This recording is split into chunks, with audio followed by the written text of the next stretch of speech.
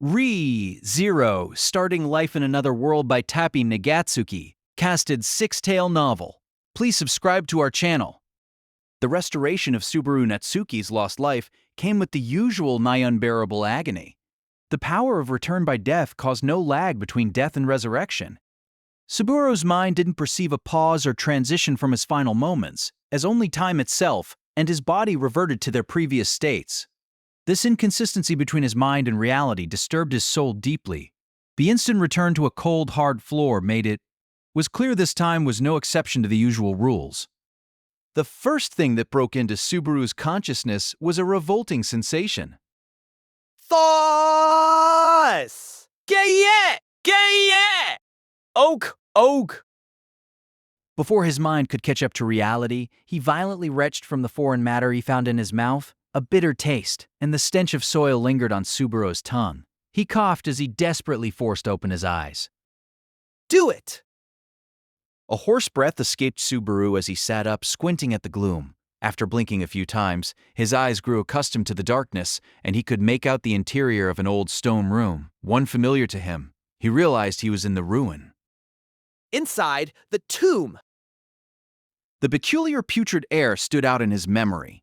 There was no mistaking that this was the tomb in the sanctuary. Placing his hands on the rough floor, Subaru pushed himself to his feet while connecting the tangled threads of his memory to piece together what had happened.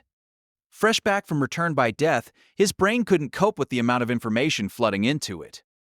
He was sure he'd gathered the Earlham Village residents that had evacuated to the sanctuary and brought them back to their homes on his way to Rosewall Manor. He'd planned to confront Frederica once he arrived, only to find the mansion abandoned, causing worry to stab at his chest. He was concerned about the others who were supposed to be there: Beatrice, Petra, and above all, Rem. I told you, didn't I? I promised you, yes. With a shudder, Subaru's throat went taut as the lush voice brushed directly against his nerves. It was a bloody voice, the very essence of vulgarity and pleasure. The speaker had reached her climax when she witnessed the loss of life, heaving a satisfied sigh as she spoke of her one-sided promise. Subaru touched his stomach where it had been slashed and his innards had spilled out. Naturally, after return by death, his body was unharmed. However, the deepest scars had been carved not in his flesh, but his soul. No, getting my gut sliced open was the biggest reason I was brought to the mansion, wasn't it? Pulling his finger away from his right flank, Subaru gently traced the center of his abdomen. The wound was nowhere to be found, but in Subaru's true history, it was a cold, hard fact that he had been sliced wide open. And for Subaru, the culprit was the first obstacle he had faced after arriving in his new world. So, the Bowel Hunter returns to the stage. Give me a break. Jeez. He used the back of his hand to wipe the sweat bedding on his brow. In the back of Subaru's mind, he could see a beautiful woman of pure darkness with long hair every bit as black as his own. Brandishing a vicious blade, that butcher had taken Subaru's life twice over, and her name was Elsa Grimhilda. Why was that woman at the mansion? Forget it.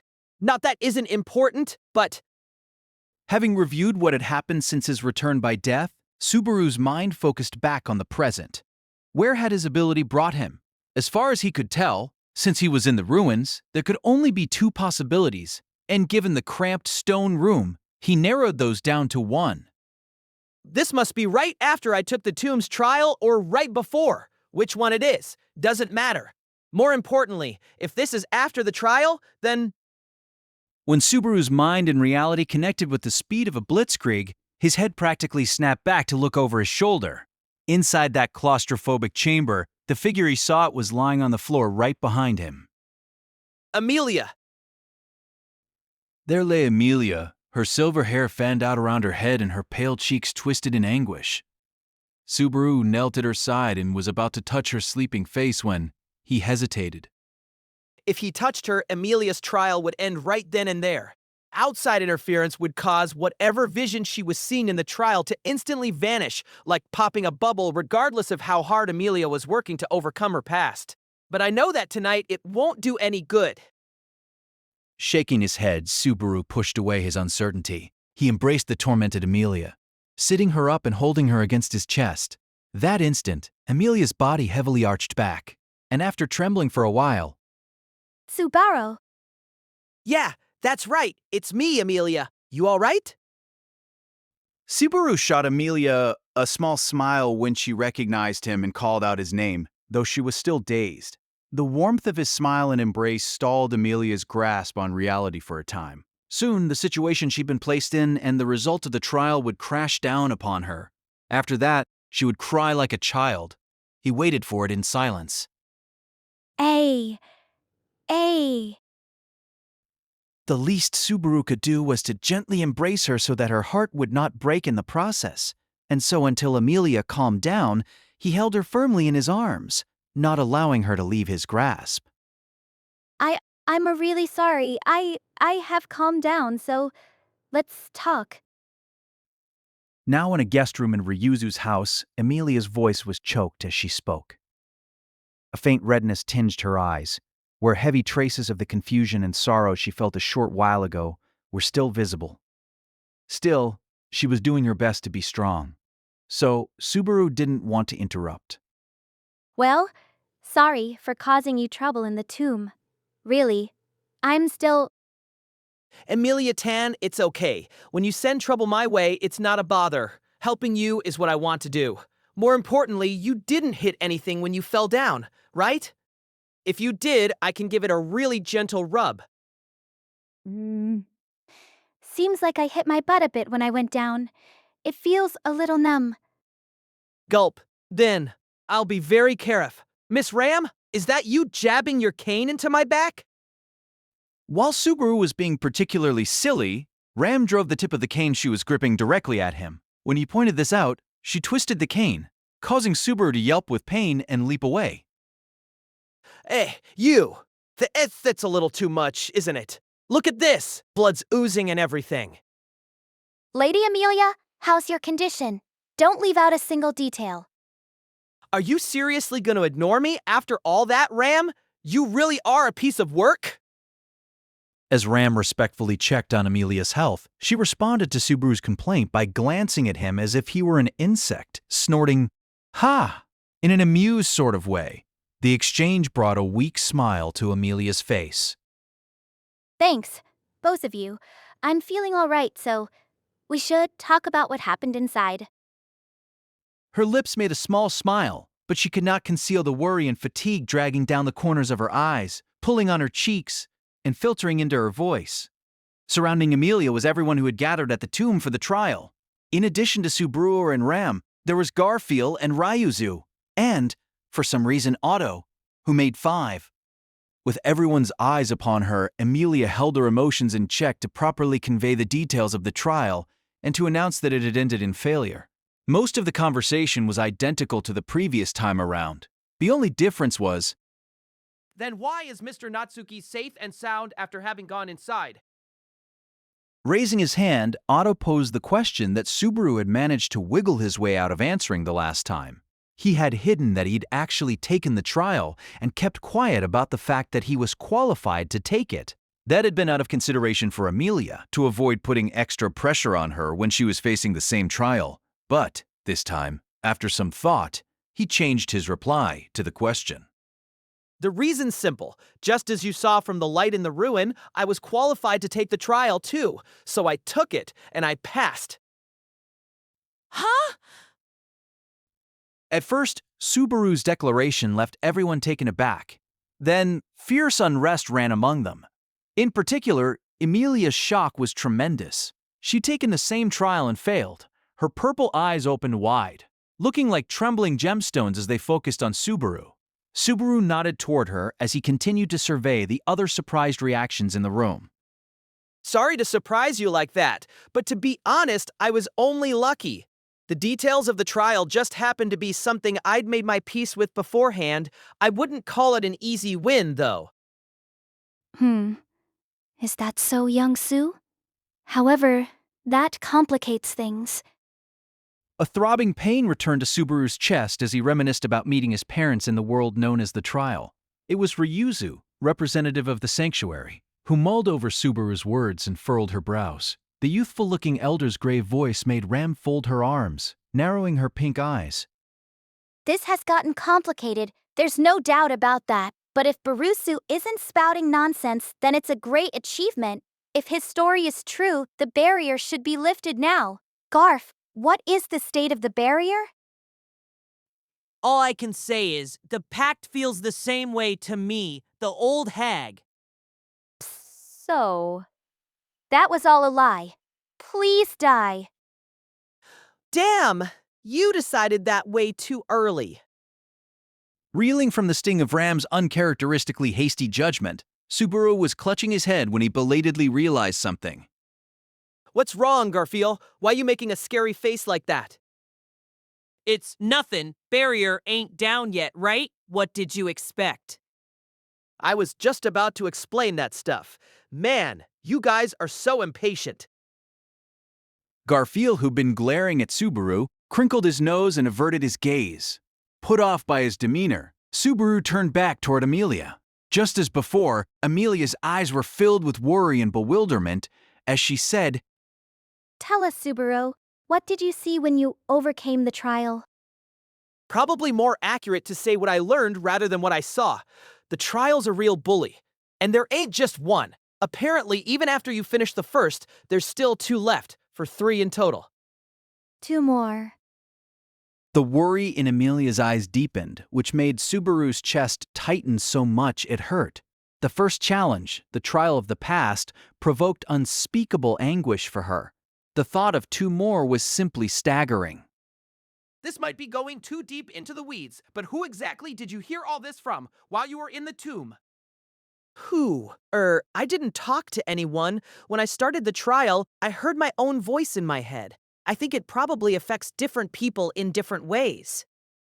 It was close to the truth for him to say that he'd simply come to understand the information rather than hearing it from someone else. Subaru had no memory of meeting a person in the tomb, so it was a natural assumption to make. It is said that in rare cases, one can understand how to use a media merely by touching it. This could be something similar. Ah, I have not yet had the opportunity to touch something as precious as Amicia. I suppose you wouldn't. You have the look of a pauper. It hasn't even been half a day since Miss Ram and I first met, has it?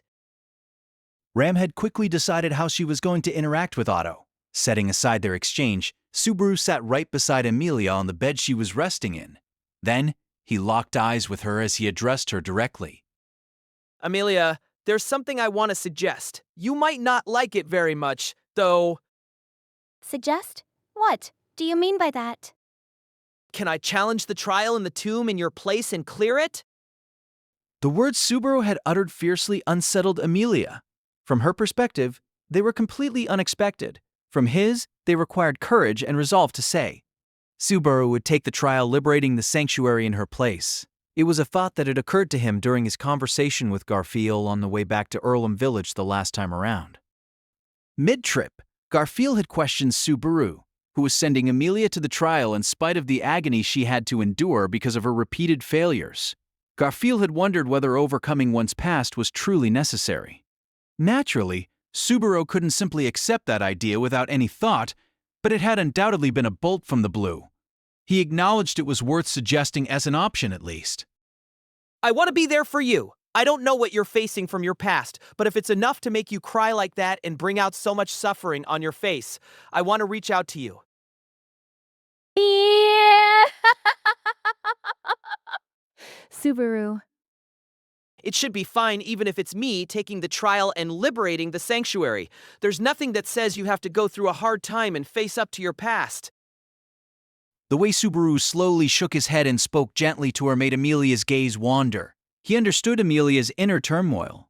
Facing her past had been excruciating. If there was some way to avoid it, some part of her must have wanted to do exactly that and leave the rest to Subaru. It was her strong sense of responsibility and nobility that did not permit her to abandon a burden once she had decided to carry it on her shoulders. Moreover, her gentle nature left her afraid that Subaru might have to endure a pain comparable to hers in the trials that would follow. If that kindness was the shackle binding her, Subaru had to tell her it wasn't necessary to. Man, I shut up and listen for 1 minute, and you suddenly think you can decide every damn thing on your own, huh? Before Subaru could say anything that might have broken those shackles, someone in a particularly foul mood called him out from behind. The speaker growled through his fangs, crinkled his nose, and curled his back in a cat-like posture as he unleashed another stream of words. Me? I am opposed to anyone besides the princess, besides Lady Amelia taking the trial. At the very least, I'll be damned before I let the likes of you lift that barrier. What? From Subaru's perspective, this was the second time Garfield had struck him with a bolt from the blue. However, the impact of the first paled in comparison to that of this one. Subaru, unable to reconcile the words with their speaker, was completely dumbfounded. Seeing his apparent confusion, Garfield pounded the incomprehensible reality home. Let me say it again. If you ask me, no one but the princess should take the trial. I ain't letting the old hag get it twisted either. Think of this as my rule. Wait. Subaru desperately rambled in response to Garfield's sudden declaration. Inside his mind, he was unspeakably shocked and baffled. Of course he was. The source of Subaru's suggestion was none other than Garfield from the last time around. Why the hell are you the one who's against it? Huh? That surprised I'm not all for this plan? Ain't you an optimist? Hey, don't get all bent out of shape. If anyone should be frowning and complaining here, it's me. Last time around, Garfield was the one who had browbeaten Subaru to take the trial. Yet here he was, shooting down the very same plan. He couldn't figure out the true intent behind Garfield's change of mind. I'm not doing a great job reining in my whirlpool of emotions right now, but can you tell me exactly why you're against it? As far as you're concerned, the faster the sanctuary is liberated, the better, right? It ain't a question of sooner or later. This is one of those. No issues of status. Ain't that right, old hag? Though the way he put it was unbearable, I cannot refute what young Gar says. That said, there is an issue with how he phrased it. Hell, even Ryuzu is against it. Subaru was bewildered that not only Garfield was stubbornly opposing him, but the elder was as well. Considering how emotional and temperamental Garfield appeared, it was at least understandable how his opinion could change at the most inopportune time and place. However, Subaru wouldn't have guessed Ryuzu would react this way. In response to Subaru's earnest gaze, Ryuzu waved an oversized sleeve as she picked up where she had left off. I understand young Sue's point about lifting the barrier, because the sooner that happens, the better. However, I wish to follow young Rose's plan as closely as possible. Rosewall's plan. Lady Amelia should obtain the sanctuary's freedom by her own hand. Emilia's breath caught as soon as she heard those words when Ryuzu narrowed her eyes and spoke. Emilia touched a hand to her own breast, her long lashes hovering over downcast eyes as her voice quivered. I have to do it. It's no good if it isn't me. I need to do this. No, Amelia, there's no... It's all right. Subaru, you don't need to force your way into going in my place. I'm just a little surprised because this is all so sudden. But now that I know what needs to happen... Knowing the trial was about facing the past, she could emotionally prepare for it. That's what Emilia insisted. But it was already a proven fact that no matter how strong her resolve, it wasn't the same as a foolproof plan. If nothing else, letting Emilia continue like this would mean watching the past devastate her for the next 3 days. This foreknowledge was what brought such sorrow to Subaru's eyes. That was why... Subaru, are you thinking that you cannot trust me with this? What? Right as his mind drifted off for a second, Emilia posed a question to him, her voice quivering with worry. When he let out a surprised breath, Emilia weakly shook her head side to side and continued. It's because you saw me fail. That's why you think you can't trust me to complete the trial. That's why you want to do it in my place. No, Amelia, that's not it. It's just, it isn't like you absolutely have to deal with the past and... But if I don't face it, then I can't pass the trial. If I can't do even that much, there's no way I can become king. I have to help the villagers and the people of the sanctuary get out of this place. Amelia firmly embraced her own shoulders as she swept Subaru's words away. Her slender nails dug into the skin, as if she meant to hurt her timid self. I can't keep relying on you all the time, Subaru. It was just the other day that you became so badly hurt for my sake, and now it's about to happen again. I won't put you through that. It's fine that way, Amelia. This might be the wrong way to say this, but this is one of those, give and take situations. Wait, would it make more sense to say giving the right person the right job? What I'm trying to get at is that I just so happen to have a better matchup when it comes to this trial. Since it seems I can handle this, might as well have me take care of it. That's all. You'll definitely have great opportunities to give it your all in the future. Isn't this one of those important opportunities? If I avert my eyes simply because I don't like what I see, then push everything onto you. Subaru, before running away? What does that make me? How good would it be if he could simply yell back? And what's wrong with running away? If running from something awful was possible. If someone had a chance to not look at something bitter or to turn away from suffering, and in so doing they could breathe easier, then that's exactly what they should do. That was how Subaru had lived his life up to that point. Even if people looked down on that way of living as the weakling's path, he could almost certainly say with conviction that it was not something to be ashamed of. And yet Subaru was unable to affirm Amelia's weakness. He didn't understand why he couldn't bring himself to say the words. But when she noticed that Subaru had fallen silent, Amelia shut her eyes with all her might, casting them downward as her lips tightened. Seeing that stabbed at Subaru's chest, and when he tried to say something even though he hadn't been able to think of anything meaningful. For now, let's leave it at that.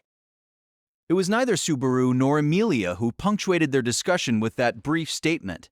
The speaker had quietly circled around Amelia's back, gently touching a pale palm to the young girl's mouth. An instant later, at your shades. Amelia, her strength suddenly draining out of her, lost consciousness, tipping forward as she crumpled. Subaru hurried to catch her, laying in his arms. Tranquil breaths slipped from Amelia's sleeping face. Then he turned to another Rams and asked, What did you do? I gave her a whiff of incense to help her relax. Perhaps you're upset that I used such a forceful method. That was definitely aggressive, but you did the right thing. Sorry for making you go through the trouble. Receiving an apology about Lady Amelia from you, Barusu, is strange indeed. When did you inherit Lady Amelia's guardianship from the Great Spirit? That wasn't what I meant he wanted to say, but his shoulders drooped instead. Subaru knew the retort wasn't very convincing. It was a fact that, whatever the reason, Puck's refusal to show himself made Subaru even more protective of Amelia than usual. His knowledge of how the trial would wear her down made him rash, as well. What's more, it seemed Amelia was well aware of this tendency of his. Ha! Either way, looks like we're done talking for now. Subaru was at a loss for words, and Amelia was unconscious. Seeing the two of them like that, Garfield snorted as if he was bored. Though Subaru took issue with his attitude, he couldn't bring himself to snap back with a retort. The conversation for that evening was over. There was no denying that fact. However, It'd be nice if we could talk to the princess again tomorrow. Subaru had no reply for the murmur that Garfield added either. Can I talk to you for a minute? There's something I want to ask. There, in the settlement, illuminated at night by a bonfire, Subaru called out to the figures walking ahead of him. What's that? Ya got something more to say? Two individuals, Garfield and Ryuzu, came to a halt so they could turn around. Garfield was in a foul mood while Ryuzu's expression was unreadable. Subaru scratched his cheek as he spoke to the pair. Hey, don't be so combative. I just have a little question. A question, is it? If it's something we can answer, then I don't see why not. What is it you wish to ask? Garfield loomed with his fangs bared, though Ryuzu held him back and gave Subaru permission to proceed. Grateful for her demeanor, Subaru abruptly puzzled over something. Come to think of it, this house used to be where Ryuzu stayed, right? Then where is Ryuzu staying while Amelia and the rest of us are staying here? Hey, why are you even asking a question like that? Let me make this clear. If you even try and do something to the hag, you can bet I ain't gonna forgive. Ow, ow, ow. What gives, lady? It's time to give the stupidity a rest, young Gar.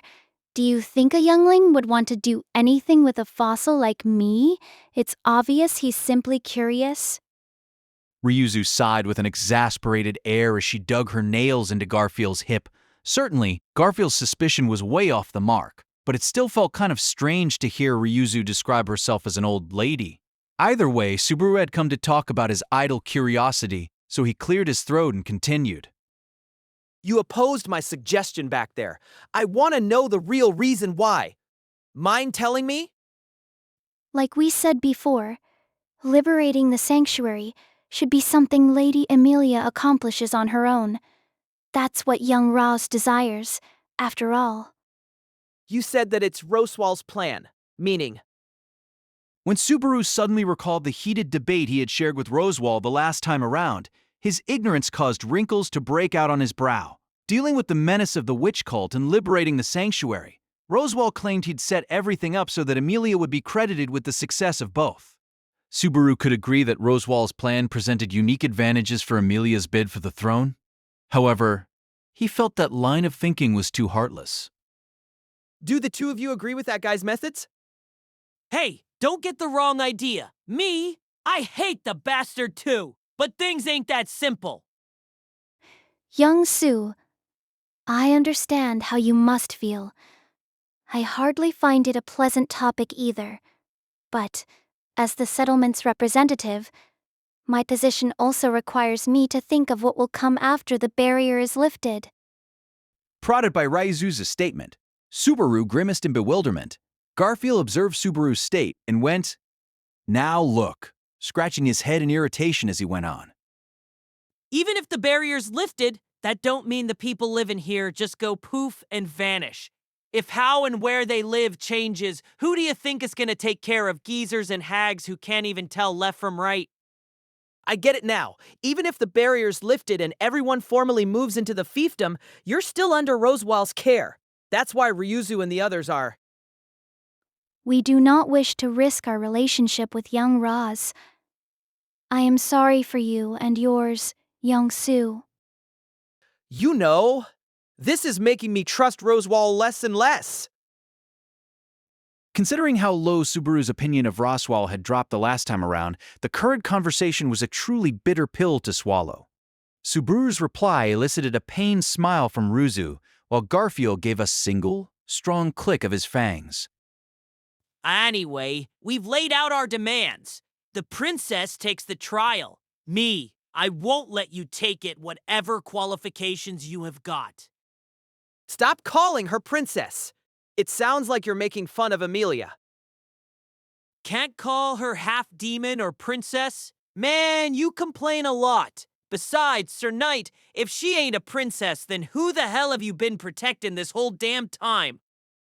Twisting his hip, Garfield peered up at Subaru as he spoke in a provocative tone. Subaru fell into his thoughts a short while, before coming to his senses and lifting a finger to thrust toward Garfield. The part where you called me Sir Knight just now, could you say it one more time? The hell you getting all worked up for? Garfield seemed fed up with Subaru's unexpectedly bashful reaction when Ryuzu raised a hand between them. Then she brought that hand to her mouth as she let out a little yawn. Young Sue, could we leave it at that? The late hours of night are hard on the elderly. Let's continue this tomorrow. Given your appearance, it feels super weird hearing that from you, but roger that. Sorry for keeping you. Ha! The abangdom comes on thick! Don't you dare go anywhere, even near the tomb. Not sure what that phrase is supposed to mean, but I get the gist of it. I've had enough of the tomb for one night anyway. After seeing off the sleepy Ryuzu and the thorny Garfield, Subaru, by his lonesome, lifted his head and gazed up at the starry sky. The night sky was full of clouds, but since there were barely any light sources on the ground, the starlight was incredible. He felt like nature was cleansing his heart. The situation's too dire for a warm and fuzzy mood, though. After a dizzying day and return by death, Subaru's body and spirit were both laden with fatigue, but he slapped his cheeks to energize himself and turned toward the group's temporary accommodations. And then, So what'd you think of that discussion just now? I'd like to hear an outsider's opinion. Normally, wouldn't one call it a third-party opinion? When you call it an outsider's opinion, you make both my position and opinion feel overly estranged. Bull. This is my way of being considerate of your position. If you're just an outsider in the end, it gives you a chance to save face, right? Damn it, man. Don't make me say it out loud. Such consideration is pointless when you already involved me in the earlier conversation. as they bantered, Otto slowly emerged from the temporary accommodations. He probably eavesdropped on the last conversation from beginning to end. However, if you were asking for my honest opinion, then I'd have to say that what Garfield and Ryuzu said makes perfect sense, doesn't it? They understand the Marquise's aim, and there is Lady Amelia's standing as a royal selection candidate to consider as well. Mr. Natsuki, you no doubt believe that even if you overcome the trial in her place, the prestige of the exploit would still belong to Lady Amelia. But would something like that be accepted by all the involved parties present here? In other words, would doing things that way win their support? Even I get the logic behind that. However, you think about it, Amelia liberating the sanctuary would be the ideal move. But As Subaru trailed off, a third party smashed right through his hesitation. Lady Amelia cannot overcome the trial. When Subaru turned toward the voice, there stood Ram, who had supposedly been tucking Amelia into bed. Subaru reacted with a bitter expression and shook his head. I'm not saying it's impossible, but anyone can tell it's hellish to make any progress in a short span of time, right? The barrier isn't a problem we can leave alone for a long time. I suppose not. At the very least, I would like to conclude it within 3 years, before the royal selection is decided. That's way longer than I was thinking. At first, Subaru thought this was another display of Ram's peculiar brand of flippancy, but her frank expression made him seriously consider the possibility. Meanwhile, Otto silently crossed his arms and nodded before adding his thoughts. I actually understand why Mr. Natsuki is so concerned, considering the burden on the evacuated villagers and the current living conditions in the sanctuary. Food stores included, the day it all breaks down does not seem far off to me. Suddenly being forced to live as refugees puts a lot of stress on people, and then there's the inhabitants of the sanctuary who have to give out all their food. Their dissatisfaction is probably about to explode any moment. Which is why you would like to do something before that happens. So what's your plan? Feels kinda unsettling to have the conversation move so quickly. If possible, I'd like to propose freeing the villagers from the sanctuary before there's an irreparable breakdown in relations. With Ram and Otto, Subaru brought up the idea of releasing the hostages just like he'd done the previous time around. His proposal had been accepted once before, but he didn't know if that would happen again. After all, the condition for agreeing to the proposal last time had been for Subaru to take the trial. This time, the representatives of the sanctuary had precisely forbidden him from doing that. He expected negotiations would not be easy. I'm sure they have no desire for mutual destruction either. Given the nature of the barrier, Lady Amelia cannot depart until someone brings the trial to an end. It would seem most of the proposal's premise has already been fulfilled. Otto nodded as he interpreted the parts of Subaru's proposal that hadn't been elaborated on enough. Seeing Otto logically break things down, Ram went, narrowing her eyes as she spoke with a hint of praise. I'm surprised. The pet you took in is worth more than I presumed, Barusu. Isn't he? I found him tied up on the side of the road. I'll take care of him, so can I keep him? Only if you take proper care of him. Could you, too, stop referring to me like I'm a dog or a cat? Both of you are seriously in tune, aren't you? When Otto bit back, Subaru and Ram both let out a hearty sigh.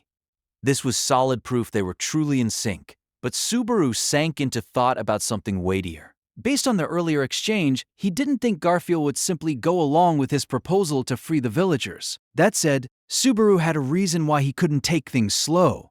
He had to seriously start thinking ahead to the situation that had caused his return by death. All things considered, it would seem that this proposal will become the focus of the conversation to follow. Yeah, I suppose it. Wait, what conversation? Really is hopeless, no? What are you talking about? It's a bad habit of yours to decide things all by yourself. Ram seemed like she seriously felt sorry for him, which made Subaru stamp the ground as he asserted the unfairness of it all. His childlike reaction caused Ram's shoulders to sink as her pity deepened. Since Lady Amelia was haggard after the Tombs trial, and the ongoing situation has been hard on Barusu's small head, I am trying to be considerate, but I cannot have you forgetting a most important promise. You know, I have a bit of trauma about not keeping promises. Remind me what this one was again? That after the trial, Master Rosewall would make time for you. The words, which Ram said in a rather sour tone, made Subaru go, "Ah," as his mouth fell open. Folding her arms at the stupid look on his face, Ram continued nonetheless. That's where you were supposed to speak about circumstances to date and what's to follow. Isn't that right? The important points of the latest return by death were completely different from those of previous times. During a normal, though, it was difficult to use that word in these situations, or usual instance of return by death, Subaru often presumed that the situations instigated by various assailants and the labor required to counter the threat they posed were the most important. Using the previous loop as an example, the hostile party that had caused the return by death situation was the witch cult, and Subaru had borrowed the power of other factions, such as Crucia's, to deal with them. In a similar vein, the attacker this time around was Elsa, the Bowl Hunter, and his options for dealing with her would probably come down to fight or flight. But this time, there was an issue he clearly needed to prioritize above that. Namely, What had happened to Frederica and the others by the time Elsa killed me? in the current loop, after he returned to the mansion, Subaru had felt extremely wary toward Frederica. The crystal she had given Amelia was the reason he had been teleported while they were on their way to the sanctuary. He later went back to the mansion fully intending to figure out her true motives. Who would have ever thought it'd be Elsa's blade greeting me? Thanks to that, well, crap. Thanks to that, I got a return by death without learning a damn thing. Subaru wouldn't say he had truly come away with absolutely nothing at all, but what little information he'd gleaned was not enough. Now that he knew there was an enemy lurking, the largest pending issue was the uncertainty of who her victims would be. Besides Frederica, there were three others at the mansion. Petra, Beatrice, and Rem. Were the girls at the mansion all right? If Frederica was in fact hostile to Subaru and the others, did that mean she was connected to Elsa? Either way, I doubt that insane woman would have any reason to hold back against Rem and the others. his memories bubbled up unbidden. The pain of Elsa's wicked blade and his sense of helplessness at being unable to stop her vile deeds. She'd killed Amelia. She'd killed Felt. She'd killed Old Man Ram. She'd killed Subaru himself. There were few things Subaru had greater faith in than the tastes of the butcher known as the Bowl Hunter. Elsa would never let her prey at her chosen slaughterhouse slip away. That was why.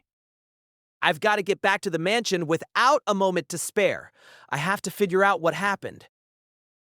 Along with the liberation of the sanctuary, this was a challenge Subaru had to take on. I see.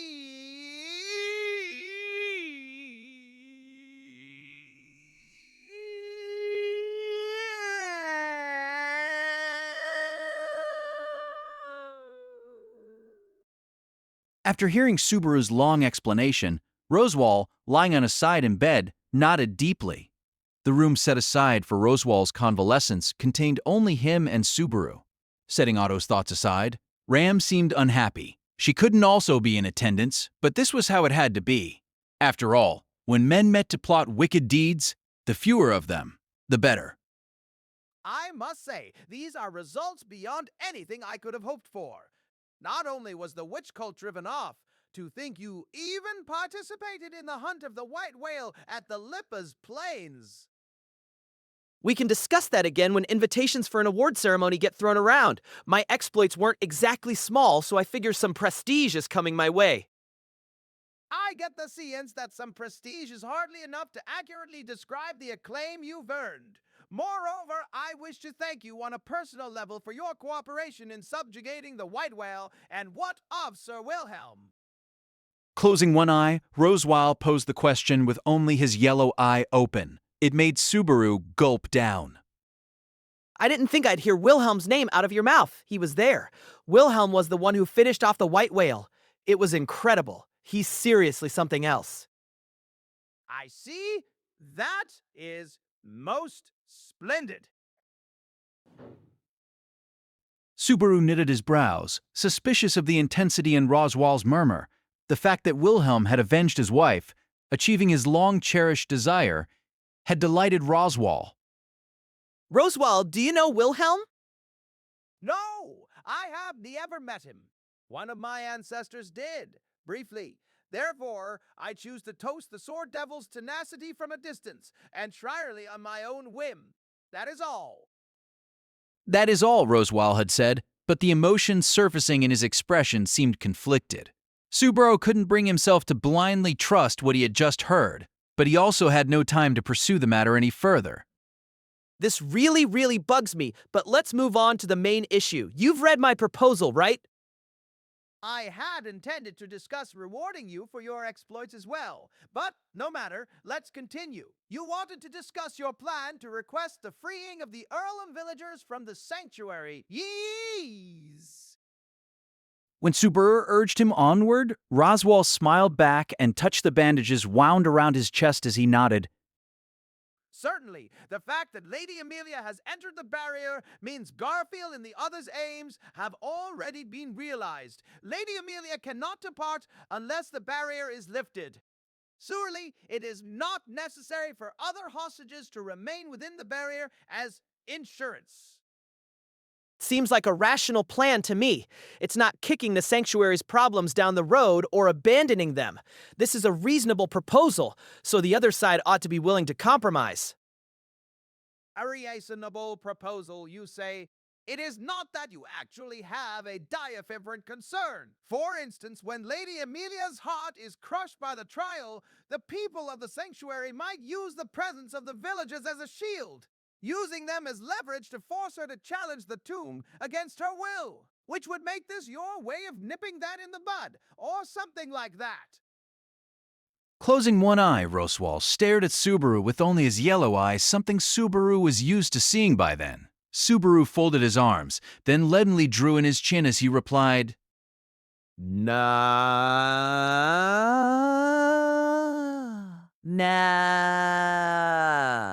Sorry, never thought of that. In fact, just imagining it is scary. Give me a moment. Oh my! Perhaps I overthought it. How rude of me. I'm sorry to surprise you. Roswell smiled, glossing over what was either bottomless pessimism or a vicious thought process. While those disinterested eyes and that smile were still trained on him, Subaru mentally refuted the possibility Roswell had raised. Purely as an option, it was certainly one potential course of action. However, no one involved in the current events was the kind of person to carry it out. It had only been a few days, but Subaru was confident he knew where Garfield, Ryuzu, and the other residents of the sanctuary stood on this. Either way, I understand your proposal, so what is it you desire from me? I want this proposal to go to Ryuzu and the others through you, not me. This time, it seems like they're not going to compromise with me. This time? And why?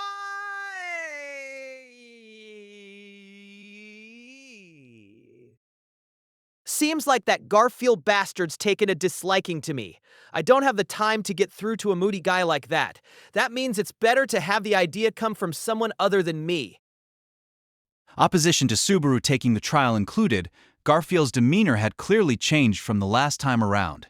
His stubborn demeanor and the almost outright hostile glint in his eyes were things Subaru didn't remember encountering before.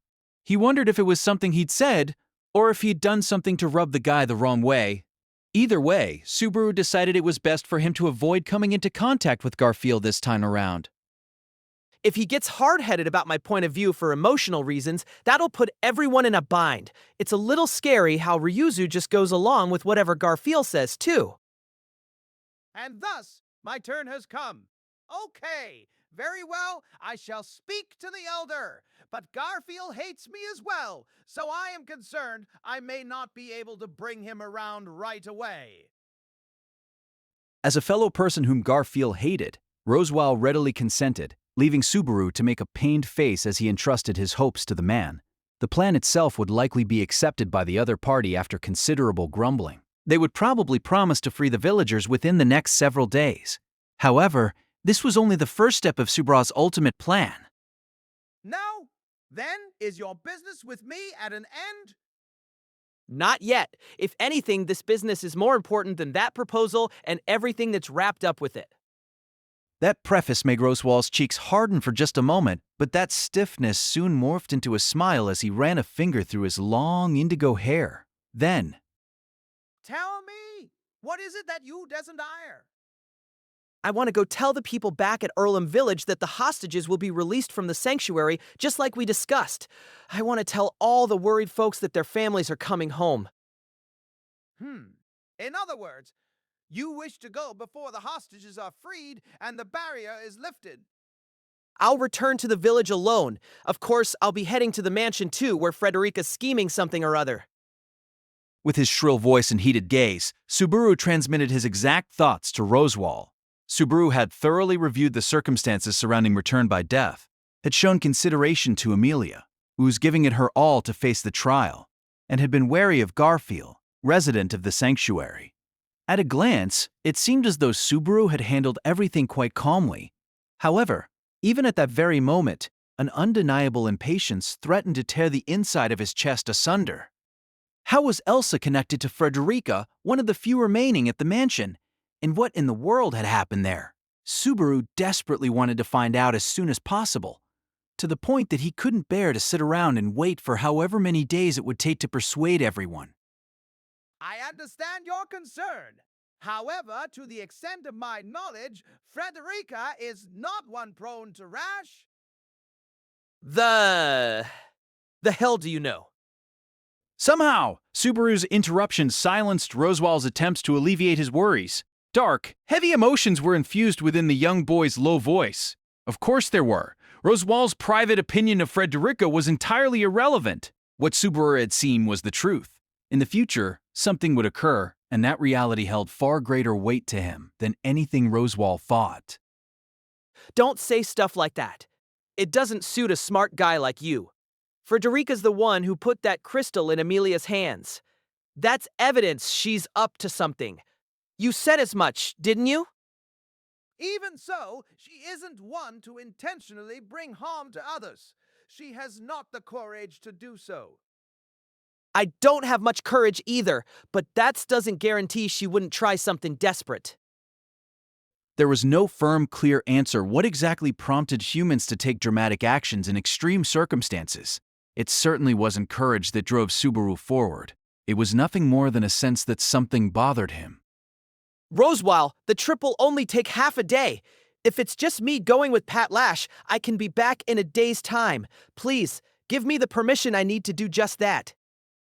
Even assuming I do permit it, if it becomes clear that Frederica bears enmity toward you, indeed if she takes hostile action against you, what will you do? The girl has demi-human blood flowing within her. The circumstances of her duties at the mansion mean that she has learned a certain degree of martial arts.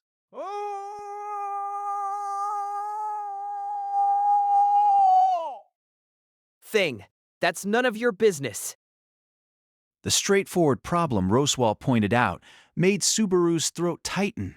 Depending on how events played out, it was possible Subaru would have to face both Frederica and Elsa at the same time. Opposing them would be Subaru alone. Petra and the sleeping Rem couldn't be considered ready for a fight. He had no confidence he could even get in touch with Beatrice. All things considered, the only combat strength he could bring from the sanctuary back to the mansion was... Amelia can't go because of the barrier. Roswaal's heavily injured. Otto's definitively a non-combatant. Wait, is this checkmate? I suppose it is, though with a single exception. When Subaru blanched, Roswaal spread his fingers towards Subaru's pale face. The fingertips stole Subaru's attention as Roswaal smoothly wiggled them around and continued. I shall add a condition of my own to your proposed plan of action. As I was just saying, I cannot send you alone to a certain death. Therefore, to ensure that does not come to pass, To ensure that, Roswal clapped his hands together, opened them, then spoke. take Ram with you and go. I am quite sea, and she shall be of aid to you. To put it bluntly, I am not thrilled with this situation. you're saying that after we've come this far, big sis?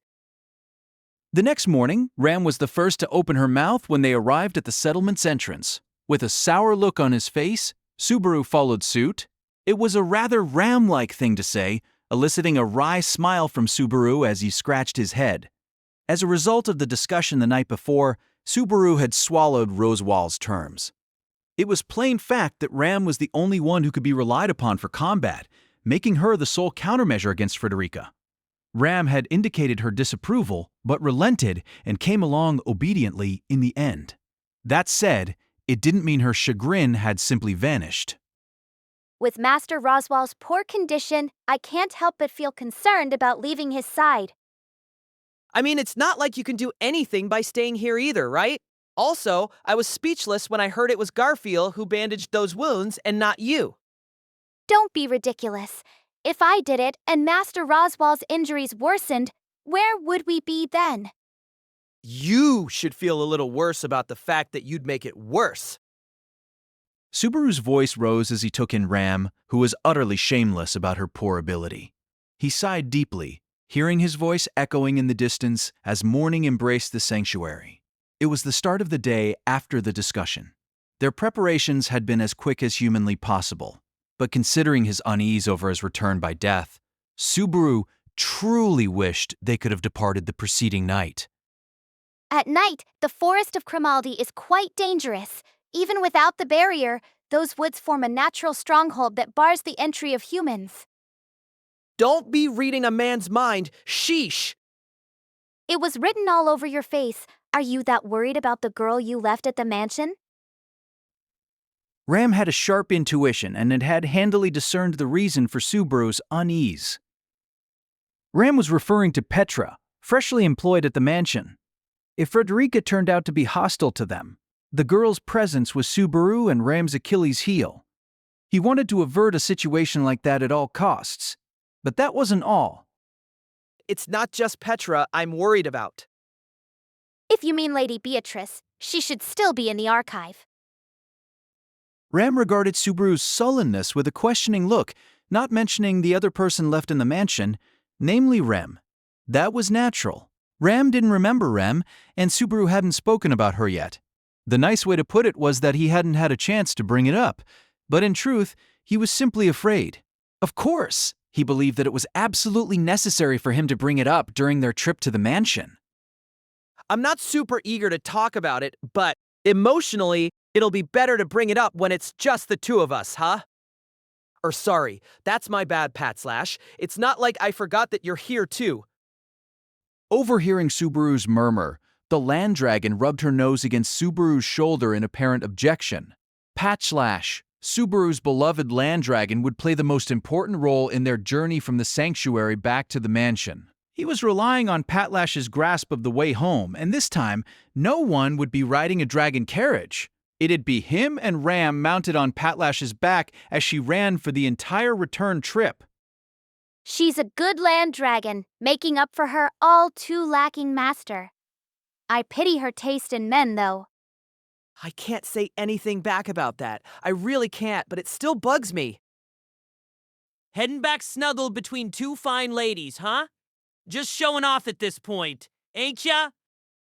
When Subaru's shoulders sank in misery, he heard a voice coming from behind, causing him to turn back with a scowl. The speaker, who was the very person he had expected, walked over while trampling the grass before stopping right beside the two riders in one mount. Didn't think you'd be seeing us off at this early hour. Real polite of you. Cheesers and hags get up stupid early. Me, I live here, so I picked up the habit. Wait, none of that's important right now. You were the one who started talking about it, Garf. When Garfield came into view, Ram looked genuinely surprised. However, that was true for Subaru as well. He'd seriously never expected Garfield to give them a proper send-off. Are you that worried about me and Ram riding together? Just so you know, it's not like my back's touching anything. And even if it did, all there'd be is something hard as a board. Oh, shut it. Me, I know that more than anyone in the whole worry. You certainly do not know that. I'll slap you silly. Don't say that after you slap someone. Incidentally, stop smacking me, too. Ram simultaneously slapped the vulgar pair's cheeks as her shoulders sank in exasperation. Then, with handprints plastered on them, Subaru and Garfield's faces met. Anyway, thanks for coming to see us off. Also, does that mean you've heard? The talk about letting that lot of outsiders leave, I heard it straight out of that bastard Rochewall's mouth last night. I don't like you holding talks without me, but I ain't got any problems with it. Yeah? That's a big help. I couldn't help thinking that in the worst case, you were here to stop us by force. If that happened, I'd be forced to throw Ram as far as I could and use her as a decoy. Hey, I'd never fall for that. I wouldn't, right? Hell if I know. Ram, say something to him already. After shouting angrily at Garfield, who'd suddenly lost his confidence, Subaru called out to Ram, who was right beside him. And it was then that he noticed Ram was knitting her brows, apparently contemplating something. Ram, what is it? I am merely getting a headache from Barusu and Garf's idiotic conversation. However, when Subaru asked to see if everything was okay, Ram shook her head and replied in her usual manner. In so doing, she cut off that line of conversation, leaving Subaru unable to pursue the matter. With that concluded, Subaru reoriented toward Garfield to speak with him. Well, we're off for a little bit. I intend to be back tomorrow, so take care until then. You're fine with not greeting the princess first. I'm even more surprised you're worried about Amelia and me, but it's fine. I left a letter and I asked Otto to stay with her if she's having nightmares or anything. That guy's got it rough, too. He's going through the middle of Tenkin Manor for sure. When Garfield rattled off one of his mystery phrases, Subaru accepted his concern with genuine gratitude. He hadn't gotten a chance to debrief Amelia about the discussion he had with Roswell the night before. He was setting out before she even woke up. Subaru didn't have time to offer explanations, arguments, or excuses. Since of course his leaving would make Amelia worry, he'd left a letter behind. But when I'm not by her side, I can't stop worrying, so I'm leaving her in your hands, Garfield. What the hell are you thinking entrusting the princess to me? I suppose because you're strong, you're thinking of the sanctuary, and you're well aware it's going to be a problem for you if anything happens to Amelia. Also, worst case, I can try asking Ram to seduce you into going along with. Gah! It seems you haven't done any reflection yet, Baruso. Don't smack me right in the same spot you did earlier. Are you a demon? Wait, you are! Teary-eyed, Subaru raised a complaint about his punishment, which Ram met with an amused, ha. Garfield was completely lost, having gone from mid-conversation a moment before to speechless. But after a brief silence, he audibly clenched his sharp fangs and said, Fine, for now. I'll go along with all this madness. Really? That's great. I'm so happy my face is swelling up. Ram, I'll take care of that bastard's wounds too. So quit looking so damn worried. This ain't like you. As Subaru rubbed his cheek, Ram seemed to show no outward emotion when Garfield made his comment. Ram's cheeks tensed ever so slightly as she responded. What an impertinent thing to say, especially coming from you, Garf. Having said her piece, she turned her back to him. She was no doubt signaling that the conversation was over. It was true that taking too long before departing would be a problem. Subaru also wanted to leave the sanctuary right away, but Come to think of it, do you have anything to hand to me this time? Huh? What are you talking about? right before mounting Patslash, Subaru asked a question that left Garfield perplexed. He acted like a question mark was hanging over his head as Subaru idly reminisced about his old world. Last time, when Garfield had accompanied him for a portion of the journey back to Earlham Village, he had handed over a crystal to Subaru, who had been anxious about his reunion with Frederica. At the time, Garfield had said he didn't know if it would be of any help. In the end, Subaru had perished without ever meeting Frederica face to face. During the previous series of events, 3 more days had passed before his return trek, but this time, no more than half a day had gone by. It was natural that Garfield had no reason to be generous with Subaru. However, Garf, will you show any consideration to your dear Ram as she heads off to meet Frederica? What are you saying I should do? You should do your duty for the woman you have fallen for. Do you not wish to be of aid to her? Acting like a woman only when it suits ya. Damn it all. Ram maintained her brazen demeanor. Garfield clicked his tongue and tossed something her way. For an instant, the morning sunlight reflected blew off the crystal, just like Subaru remembered. Guessing what Subaru had been aiming for, Ram forced Garfield to cough it up. All Subaru could say was that it was completely in character for her. Internally sighing in admiration at Ram's skill, Subaru mounted Patslash and reached out to her with his hand. Unexpectedly, Ram politely accepted, and with that, the pair finished mounting the land dragon. After that, Subaru waved a hand to Garfield, entrusting the sanctuary to him once more. Zero Starting Life in Another World by Tappy Nagatsuki, casted 6-tale novel. Please subscribe to our channel. Take care of Amelia. And as much as you can, let her know I apologize with all my heart and mind, Kay? You can tell her crap like that using the mouth you were born with, damn it! As though Garfield's angry shout was a starting signal, Subaru commanded Patslash to set off. The pitch-black land dragon accelerated, tearing through the serene air as they cut through the forest. As they continued to go faster and faster, Garfield quickly receded from sight. So, Barusu? Do you think that thing of Garf's will be of any use? The effect of the wind repel blessing meant the riders didn't feel any shaking or wind, even on the back of a running land dragon. As they sped on, Ram, sitting behind Subaru with her hands around his hips, tinkered with the crystal she had just received. It was a crystal pendant tied with a string, and it really did look a lot like Frederica's. I have no idea what effect it'll have. What do you think? You've known him a lot longer than I have. I didn't even know he had this, so of course I have no clue. But the fact that the two have similar objects does make one wonder, doesn't it? Frederica and Garfield, connected by blood, though their views on liberating the sanctuary diverged, what role did the crystals play in their relationship? You know you've had a pretty somber expression for a while now. Around the time Subaru had reached that conclusion, he noticed Ram had gone silent, and her face was unusually gloomy. Subaru remembered seeing the same look when he'd tried to sweep things under the rug during the earlier conversation. I'm no Garfield, but it's true that this isn't like you. If there's something on your mind, you should talk about it. When he prodded a second time, Ram's pink eyes narrowed, and after a moment's hesitation, she spoke. Baruso, something felt amiss earlier. MS? At the height of your ridiculousness, you mentioned throwing Ram somewhere as a decoy, yes? I did, or at least I think I did. It was mixed up with a lot of other stuff, so I don't remember too clearly. You did. And for some odd reason, those words tugged at my chest.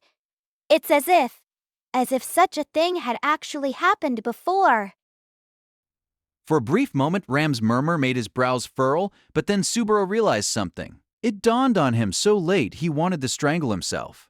Subaru hurling Ram was indeed something that had actually taken place. The only catch was that fact probably didn't exist anywhere save inside of Subaru. After all, it was a memory that was related to Rem. At the height of the commotion surrounding the Urugarum demon beasts, Subaru had used Rem as a decoy to stop Rem's rampage. When all trace of Rem vanished from the world, established facts connected to her were sloppily rearranged to maintain consistency. Barusu? A world where Rem did not exist was slowly settling into place. By all rights, there was probably no way to stop such a thing. But it was possible the existence of Subaru Natsuki might keep it at bay, perhaps by driving in some nails fastening Rem's existence to the world. Ram, I have to talk to you about something important to you. It's probably the most important thing in the world. Beyond Master Roswell, I do not believe any such thing exists. Nah, there is something. That's what we're gonna talk about. Subaru was embarrassed that he had chickened out and avoided this conversation for so long, considering how important it was. There was still a fair bit of time until they reached the mansion. There were countless things that he had to ponder. Even so, he could at least take the time to. There was a girl named Rem. And so he spoke to build a place for that girl in her beloved older sister's heart? His second return to Rosewall Manor went off without a hitch. That said, the awful experience I had took place inside the mansion. Scratching his cheek, Subaru murmured to himself as he dismounted Patslash before the gate. His other objective, reporting to the residents of Earlham Village, had been taken care of beforehand. He'd told them that their families remaining in the sanctuary would soon be released, and their reunion would occur within a few short days. They had been delighted at the news, but Subaru felt guilty for using it as the justification for his return. Still, this was to make sure everyone made it through the coming dangers safe and sound, or at least that was what Subaru told himself. You seem stricken by pangs of guilt, almost like a proper adult. Take care to remember that feeling in the future. Future, huh? You're thinking about Frederica just as much as I am? I'm not speaking of today's future, but far beyond that. Considering Lady Amelia's royal selection, the opportunities for Barusu to engage in wicked deeds shall only increase, though I am probably wasting my time bothering with you. Subaru couldn't even muster a groan of complaint at her harsh appraisal. Ram dismounted the land dragon like he had. Gazing at the mansion from beside Subaru, she appeared calm and ready. Her face didn't reveal a trace of the gloom and frailty Subaru harbored. He was genuinely envious about that. Well, excuse me for being unable to leave that boorish lower middle class mindset behind.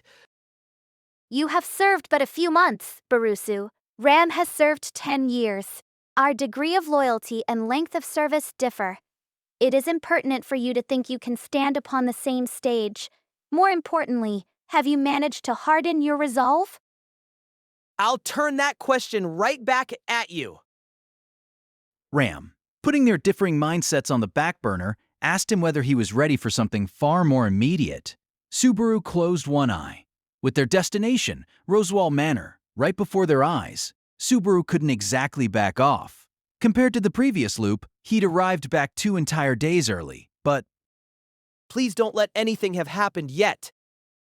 put bluntly, his latest return to the mansion was more or less the fastest option possible, given the current point of return by death. The only way to get back any faster would have been to drop everything and run back the moment he got out of the tomb. Subaru wondered if Patslash would even cooperate if he had tried that. Unfortunately, that course of action was not something that Amelia, Roswall, or the others involved would have understood. Of course, if it meant he'd make it back in time to do something, Subaru would have charged forward regardless, but as Subaru sank into thought, a hand moved to his right arm as if by nature, touching the white handkerchief wrapped around its wrist. This charm symbolized a prayer for his safe journey, and the promise Subaru had made with Petra that he would come back safe. Even if Frederica is an enemy, whether she intended to start something right away matters a lot. The fact that she showed her face at the village yesterday doesn't eliminate the possibility she did something right after we left, but attack or run away. It's a hard choice to make, huh? This time Ram's here, but if it comes down to a fight, it'll be a drop in the bucket. When we're up against Elsa, running for the hills is way smarter. The problem with that is Bayako's still holed up here. Barusu, What? Can't you tell I'm desperately trying to put my thoughts in order right now? If I don't work things out well enough, we'll seriously pay for it later. Could you put up with me talking to myself for a lit? if you are going to do that, I think you should do it inside of the mansion, right? Subaru, turning when Ram tugged at his sleeve, pleaded with her about the importance of his fevered mumbling. But then a cute, amused giggle brushed against his eardrums, making Subaru look toward the gate in surprise. When he did so, he saw a maid standing on the other side of the gate with a demure smile on her face. She had reddish-brown hair accented by a big ribbon on her head. Her adorable smiling face convinced Subaru that an angel had appeared. he was taken aback when he finally laid eyes on the girl. Pei, Trey, is that you? Uh, Welcome back, Master Subaru. You are back far sooner than expected, no? Well, yeah, I'm back, I'm, happy to see you. In front of the surprised Subaru, the girl, Petra, elegantly grasped the hem of her skirt and politely bowed. After staring intently at her, confirming that she was safe and sound, Subaru let out a deep sigh. Subaru's strange demeanor made Petra cock her head to the side, completely mystified. Then, she let out a little ah as she nervously turned her back to Subaru, carefully arranging her clothing and hair. Then, saying to herself, okay, she turned back around and smiled adorably once more. Is there something wrong, Master Subaru? Geez, you are so damn cute. Oh, whack! Petra's unbearably charming behavior drove Subaru to impulsively embrace her and stroke her head. The complex, unreservedly adoring motions of his hand made Petra's eyes go wide as she raised a bewildered cry. What are you? Subaru, this is embarrassing. Gah! You really have no regard for people's feelings. You really don't. Damn it all. Subaru? The girl's cheeks reddened as the brows on her blushing face furrowed with a questioning look. Still buried in Subaru's chest, Petra examined him with worried eyes as she asked in a low voice. Does it hurt somewhere? The worried girl's fingertips brushed Subaru's trembling cheek. Nah. He replied, gently taking into his hand the slender fingers touching him as he shook his head. Breathing deep through his nose, he stopped for a moment. Then, he slowly met the girl's gaze as he answered fully. I'm just relieved from the bottom of my heart. Hi, Petra. I'm home. To put it bluntly, I am not thrilled with this situation. That's the second time I've heard that today. I suppose it is. It's sarcasm after all. Adorable sarcasm from dear Ram, who's at a loss from being thoroughly forgotten. Ever since Subaru's reunion with Petra, Ram kept shooting off sarcastic remarks, moved by the mere sight of the girl being safe and sound.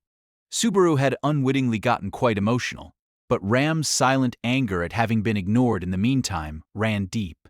Subaru was on his knees as he apologized. I'm sure you already understand, but I was worried about her. I'm just relieved that she's all right. How indecent. You're way more indecent for saying that about a tiny girl like this. Subaru deflated as Ram folded her arms and snorted with a ha. But as she watched the exchange between the pair, Petra gingerly walked closer to Ram. The big ribbon on her head swayed. With a fair bit of tension on her face, she asked, You're Miss Ram, right? This is the first time we have properly spoken, so I am Petra, new servant here at the Master's Mansion. I am pleased to meet you. My, you aren't calling me Ramshi today? Raising an eyebrow, Ram teased the girl about the nickname that had spread among the children of the village some 2 months prior. Her reply brought a blush to Petra's face. Be back then, She panicked in her embarrassment. I was still just a child, but please watch me. I will be different from now on. Unlike Barusu, you are quite discerning. Very well, you pass. Hey, who do you think you are? Incidentally, Barusu fails. As he is, I cannot allow him stay at the mansion. Then what was the point of me coming back? Naturally, seeing Subaru and Ram mess with each other like they always did helped relieve the tension from Petra's face. Seeing this effect on her made Subaru think that Ram's way of being considerate was as hard to understand as ever. He never raised it though because he soon focused on the mansion and changed the topic. So Petra, has anything changed while I've been gone? That's what I wanted to ask you.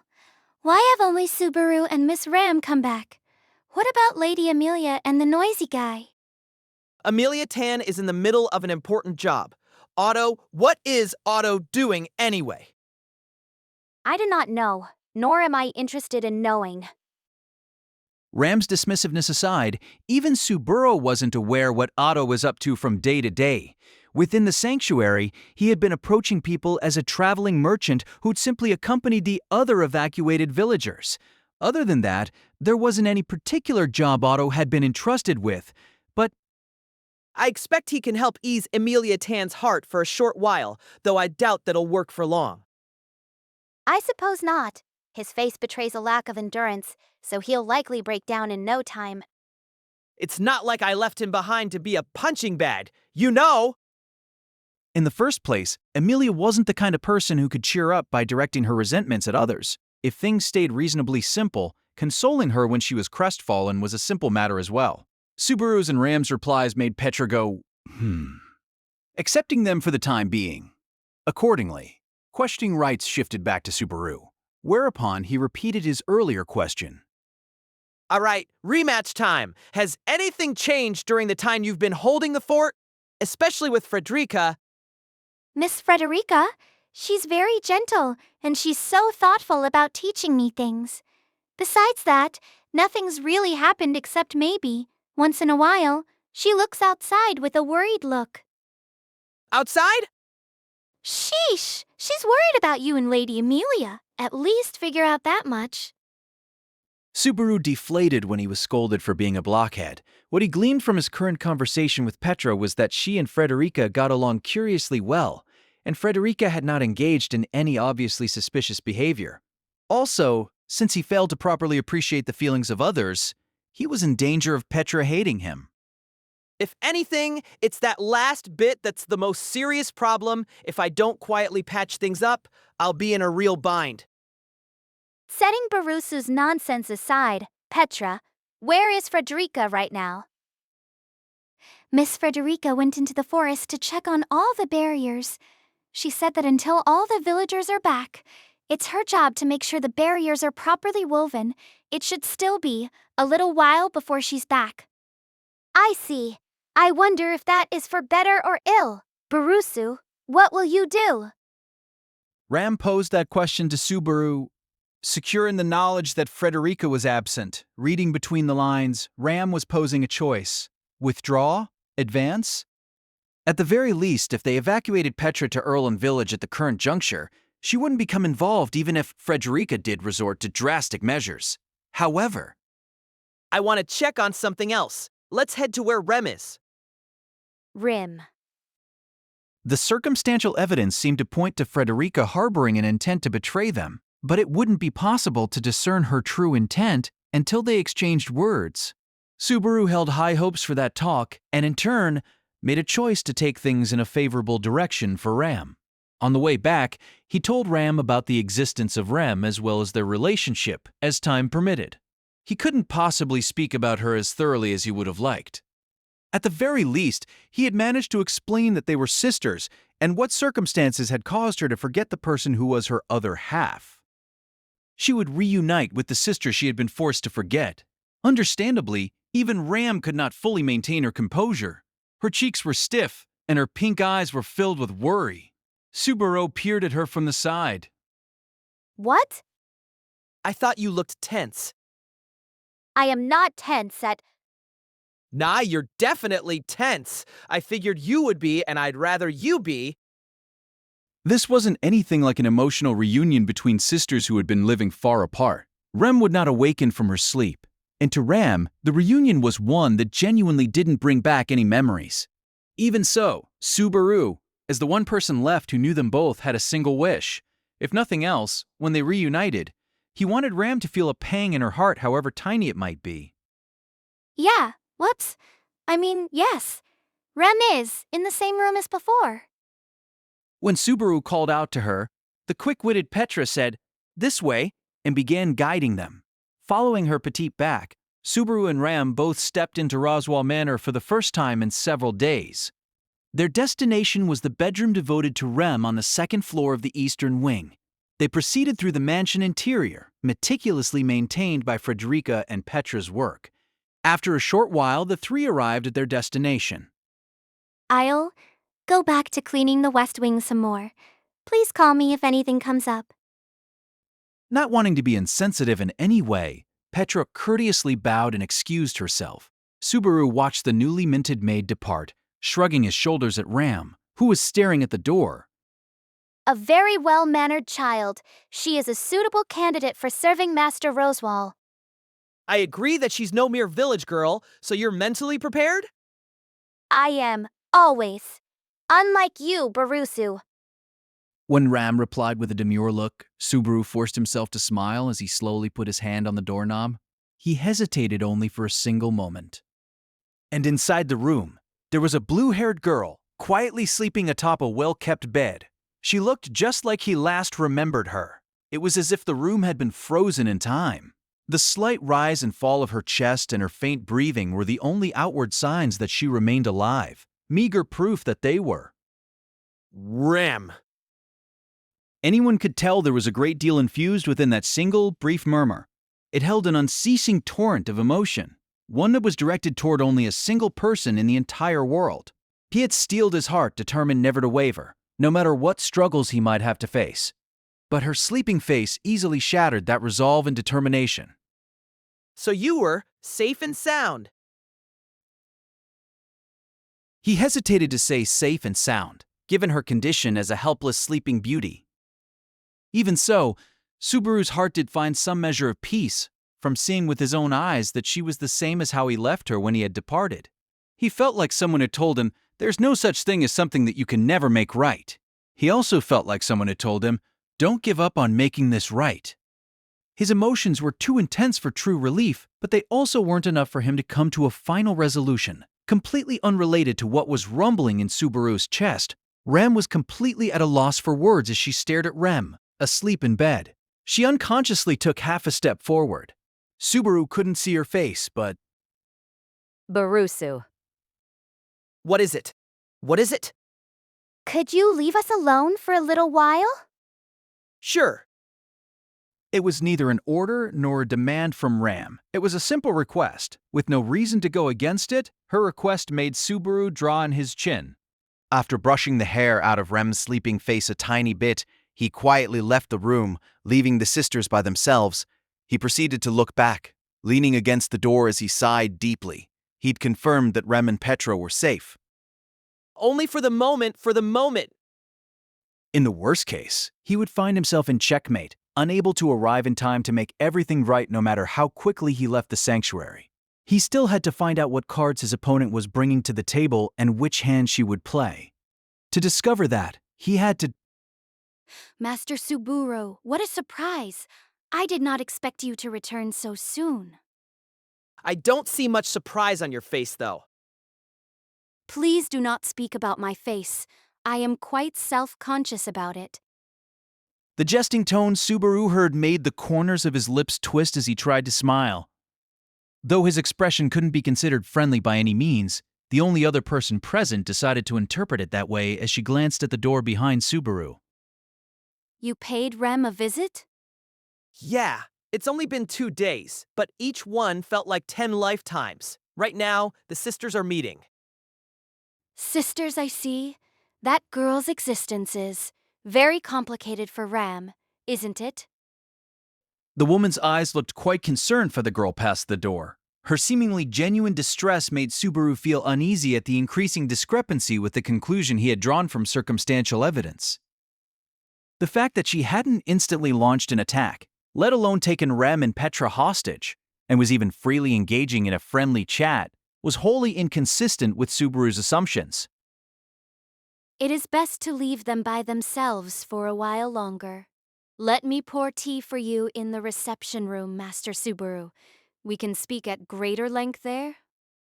I guess that's fine. Going ahead without Ram isn't the wisest thing I've ever done, but He brought Ram along in case of emergency, yet he was about to go alone to a place where such an emergency might very well arise. It seemed suicidal, but Subaru dismissed that for 2 reasons. There probably wouldn't be an emergency, and he didn't want to be the idiot who intruded on someone's special moment. don't betray my expectations, okay? I'm trusting you, Frederica. Then I shall strive to do my very best to live up to them. I have taken to heart that this is a maid's duty. With that reply, the woman, Frederica, hid her sharp fangs behind her hand as she smiled softly towards Subaru. The fact that Lady Amelia is not with you must mean affairs in the sanctuary are not yet settled, I take it? After relocating from Rem's bedroom, the pair sat down on sofas in the reception room. Spread out between them was a table and cups of freshly poured black tea. Having finished setting the table, Frederica made the first comment. Yeah, I'm grateful for you coming out and saying that you understand what's going on, especially after I had to talk with a guy who apparently knows everything but won't be straight with you about any of it. When you say that, Master Subaru, I believe we have the same person in mind. I'm sure you're also thinking of a certain hardcore eccentric who won't let his makeup slip even when he's badly hurt. Subaru's sarcastic reply brought an oh my out of Frederica as she met his words with amusement. After that exchange of minor jabs, Subaru leaned forward quite a bit as he got directly to the point. When we were setting off for the sanctuary, you deliberately withheld a fair bit of information. But that was the vow at work, right? And that's still in effect even now? Frederica had told Subaru and Amelia about the sanctuary, but she had hidden a number of facts from them, saying I cannot speak of it. Frederica had strenuously insisted that this vow of hers was the reason why. When Subaru questioned whether that yoke was still on her neck, Frederica shook her head side to side. Unfortunately, I cannot respond as you wish me to. The vow is still in effect. In the first place, unlike a pact or a covenant, a vow has no compulsory power by itself. This is simply what my heart has settled upon. If there's no compulsion, then can't you bend it just a little? Even if it's against your beliefs, you understand the situation we're in here, right? 10 years, 7 months, 13 days. As Subaru pleaded his case, Frederica suddenly rattled off those words. The span of time didn't mean anything to Subaru. While he was thoroughly perplexed by this tidbit of information, Frederica gently brought her cup of black tea to her lips and explained. That is how long it's been since I left the sanctuary and began serving Master Roswal. That is also when the vow went into effect. Master Subaru, are you asking me to throw all that time aside? Ram was just talking to me about time, actually. Scratching his head over the quiet statement, Subaru took a single deep breath before pressing on. If it's necessary, then yeah, throwing it aside is exactly what I want you to do. I'd like to respect the time and emotion that went into keeping your vow. But if it's in the way of something truly important, I think it's something that should be broken and tossed. You say that rather lightly. I'm not saying that you should be super excited to break your vow and throw it away, but if you're up for doing that, Subaru made a paper-ripping gesture which made Frederica's jade-colored eyes tense up. With neither side willing to concede any ground, this was nothing but crashing their opinions against one another. No one would call this a negotiation. Subaru knew nothing good could come from continuing this. Accordingly, he came at her from a different direction. I get that you're dead set against the idea. Let's try talking about something else then. Frederica, please look at this. What is it, Master Subaru? Putting a hand into his pocket, Subaru presented Frederica what he had been given. The blue, glimmering crystal. Her first glimpse of it only made Frederica put on a questioning face. But soon enough, she realized its identity. That is, the crystal I handed to. No, it's not. That necklace, It looks just like that one, but it's different. Take it and see for yourself, please. Frederica blinked, her hand trembling as she accepted the necklace. She stared at the crystal resting in her palm, feeling it in with her hand over and over, after which, This is Garfstone, isn't it? Yeah, that's right. When I was heading out, technically, he handed it to Ram, but Garfield no doubt had never intended for Subaru rather than Ram to hand it to Frederica. No way am I telling him about this, Subaru firmly decided in his heart. either way, the only people who call him Garf are people close to him. That's true whether it's Ram, Ryuzu, or you, Frederica. Though I kind of figured you two were related, even without that revelation. Then, it isn't as if you heard about it from Garf. I can tell from your faces that you're related by blood. Besides, you give me the impression of an older sister. In the end, it was just my intuition based on your attributes. I am uncertain what attributes you might be talking about, but you are correct. There's no mistake, for I am Garfiel's older sister by blood. With a wry, pleasant smile, Frederica lightly touched the corner of her eye with a fingertip. Subaru averted his eyes because the gesture seemed like she was wiping away a tear, which made him feel like he was watching something he ought not to. My Master Subaru, you are unexpectedly timid. Sheesh, any man has it tough when he makes a girl cry. Here's a handkerchief to wipe that off. A different handkerchief than the one Petra gave you. How surprisingly gentlemanlike. Walking around with a handkerchief was a habit he'd learned from when he lived back with his own family. Thanking his mother for having instilled the practice in him, Subaru blushed when Frederica teased him about it as she accepted the handkerchief. She was dragging the conversation in an odd direction, but the last thing he wanted to do was simply go along with it. Anyway, I didn't expect the necklace to change anything. In the end, I only wanted it to trigger a different conversation. I'll get to the crucial point. A crucial point, you say? Yeah, the main thing I wanted to discuss. What did you set up a teleport trap in the sanctuary for? Plunging straight into that topic was a large gamble on Subaru's part. The crystal Frederica had handed them had triggered the teleportation upon Emilius and his arrival in the sanctuary. In other words, it was proof that Frederica had intentions of some kind regarding Emilia. Frederica was familiar with the sanctuary, so she surely knew that Emilia would lose consciousness once she came in contact with the barrier. What was she scheming, teleporting Emilia when she was unconscious? Subaru cut straight to the meat of his interrogation. Answer me, Frederica. Or is it that you can't talk about this either cause of the vow? Even if that's the case, I can't let you be quiet about this. I'll make you talk, no matter what. The moment he said that, he felt the interior of his mouth instantly run dry. The tension in the air sped up his heart rate. With his gaze, he pinned Frederica where she sat, assessing her every move and gesture.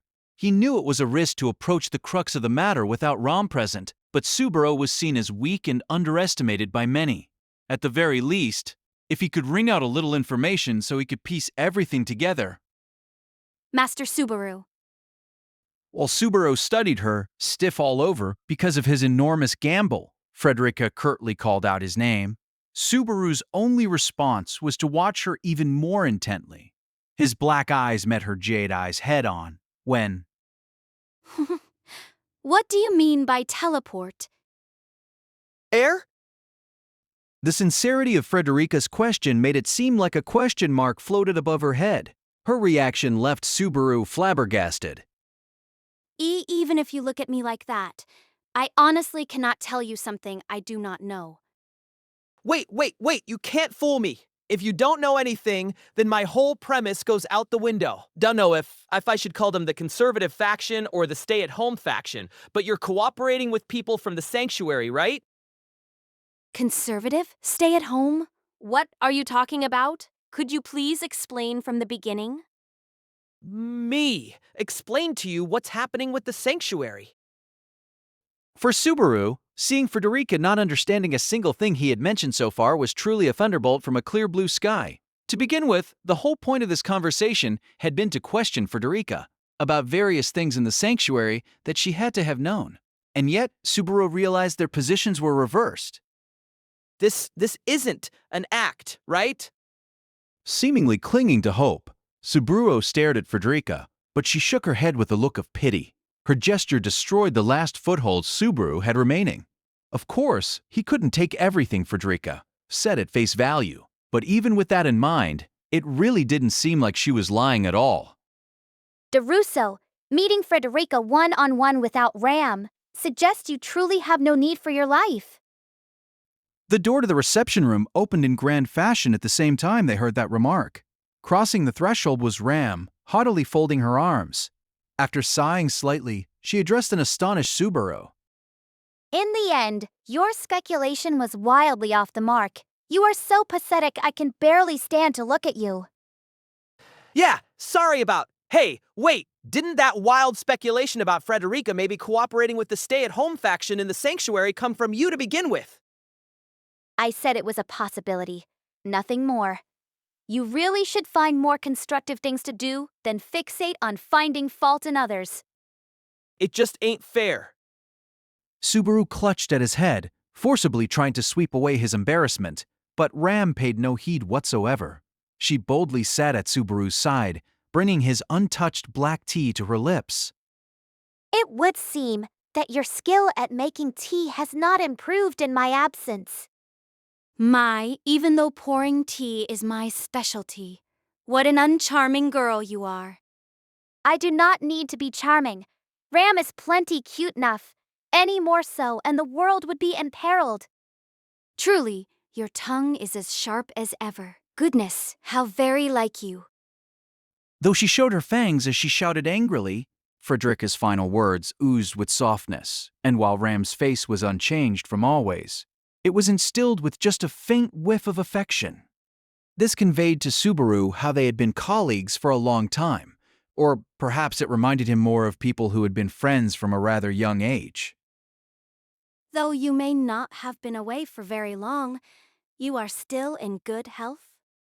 Yes, Ram is always, I suppose I cannot lightly say that this day. Did you spend enough time with Rem? Frederica lowered her voice to a whisper and posed a question that was no doubt difficult to ask. Subaru wanted to know the answer, too. To these paired gazes, Ram slightly lowered her head as she said, It's mysterious. Just as I heard from Barusu, that girl is the spitting image of Ram. When I touch her forehead, I know that blood of the same tribe flows through her, and yet inside of Ram, that girl's existence is still nothing but a blank. Suppressing her emotions, she strove to speak in a normal tone of voice to maintain her normal, steady self. The loneliness and desolation Ram carried, the sadness that made her voice tremble, her attempts to hold them in check made their effects on her stand out all the more. It was not Ram's fault. Of course, it wasn't Rem's either. Fault lay with the sinner that had consumed Rem's very being, tearing her away from the world. If, beyond that blasphemer, there was anyone else to blame. Sorry.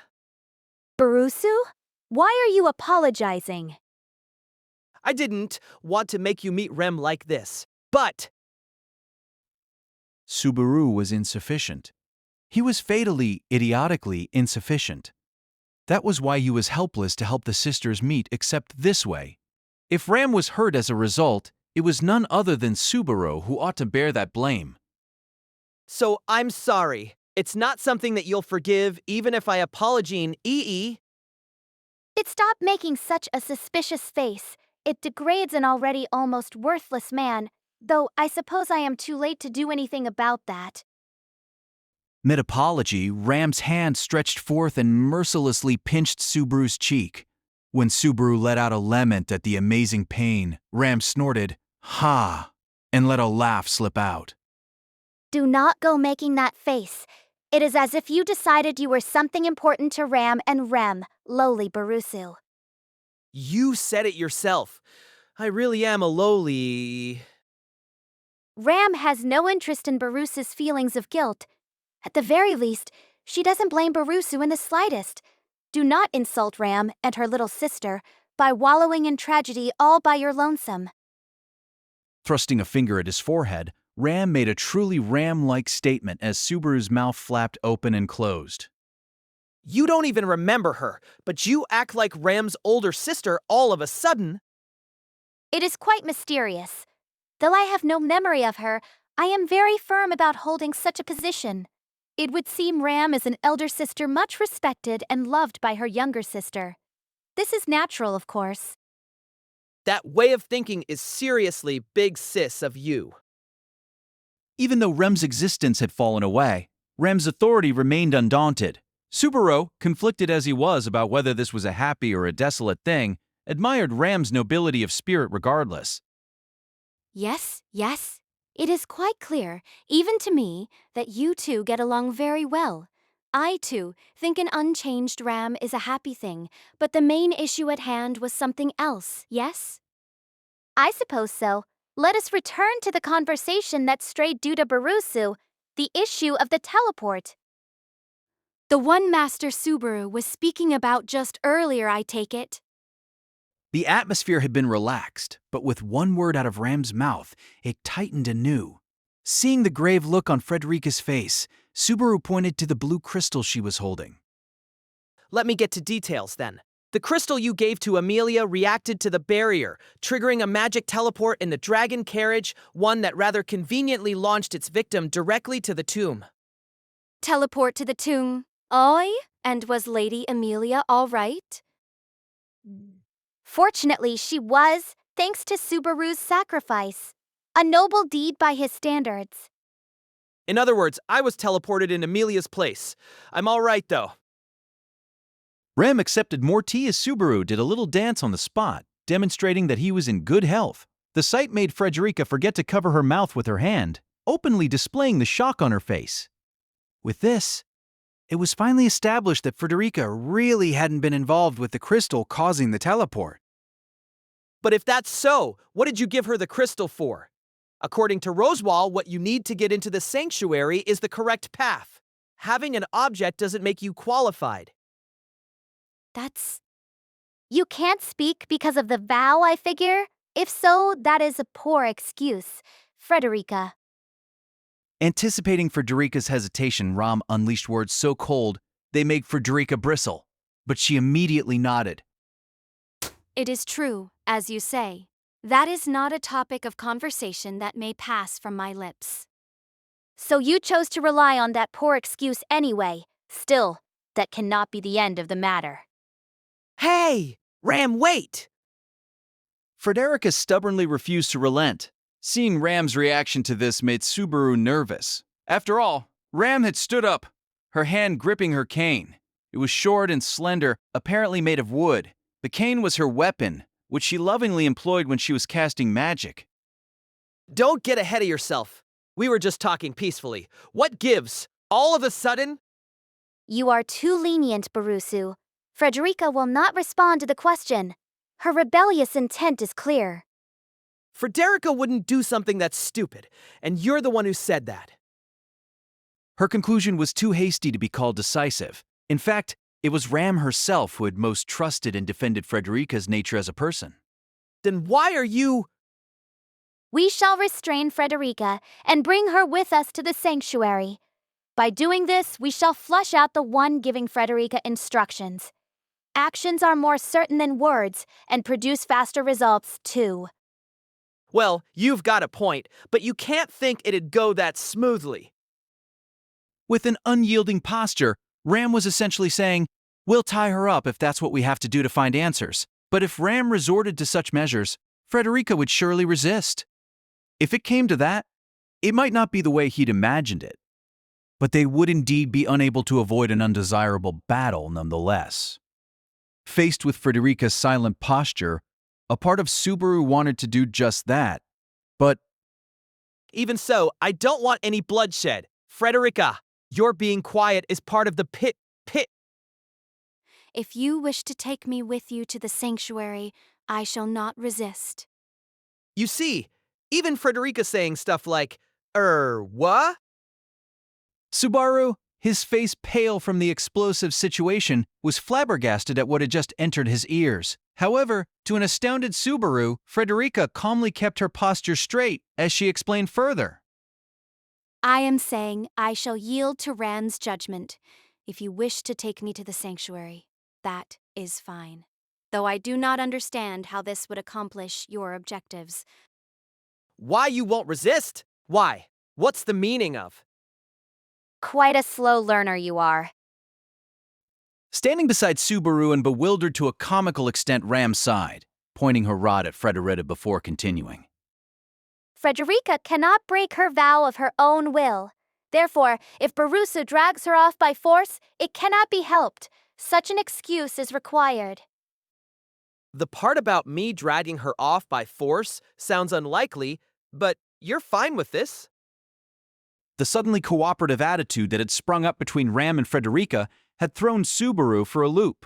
After all, until just moments before, Frederica had done a fine job of setting her heart on that vow, speaking as if leaving it unbroken was a question of her beliefs. And yet, With the excuse that she was forced, she's not going against it. Is that it? To be honest, there's an opposition party inside me complaining that's too arbitrary of a plan to resolve things, but Then simply silence that voice. This is the best of all possible plans to put this matter in order. It didn't sit well with him, but it would be meaningless for Subaru to whine and groan about it. Just as Ram had said, this was a three-person consensus. He need only shut his ears to the moderately discordant sounds in the background, but he did want to say just one thing about it.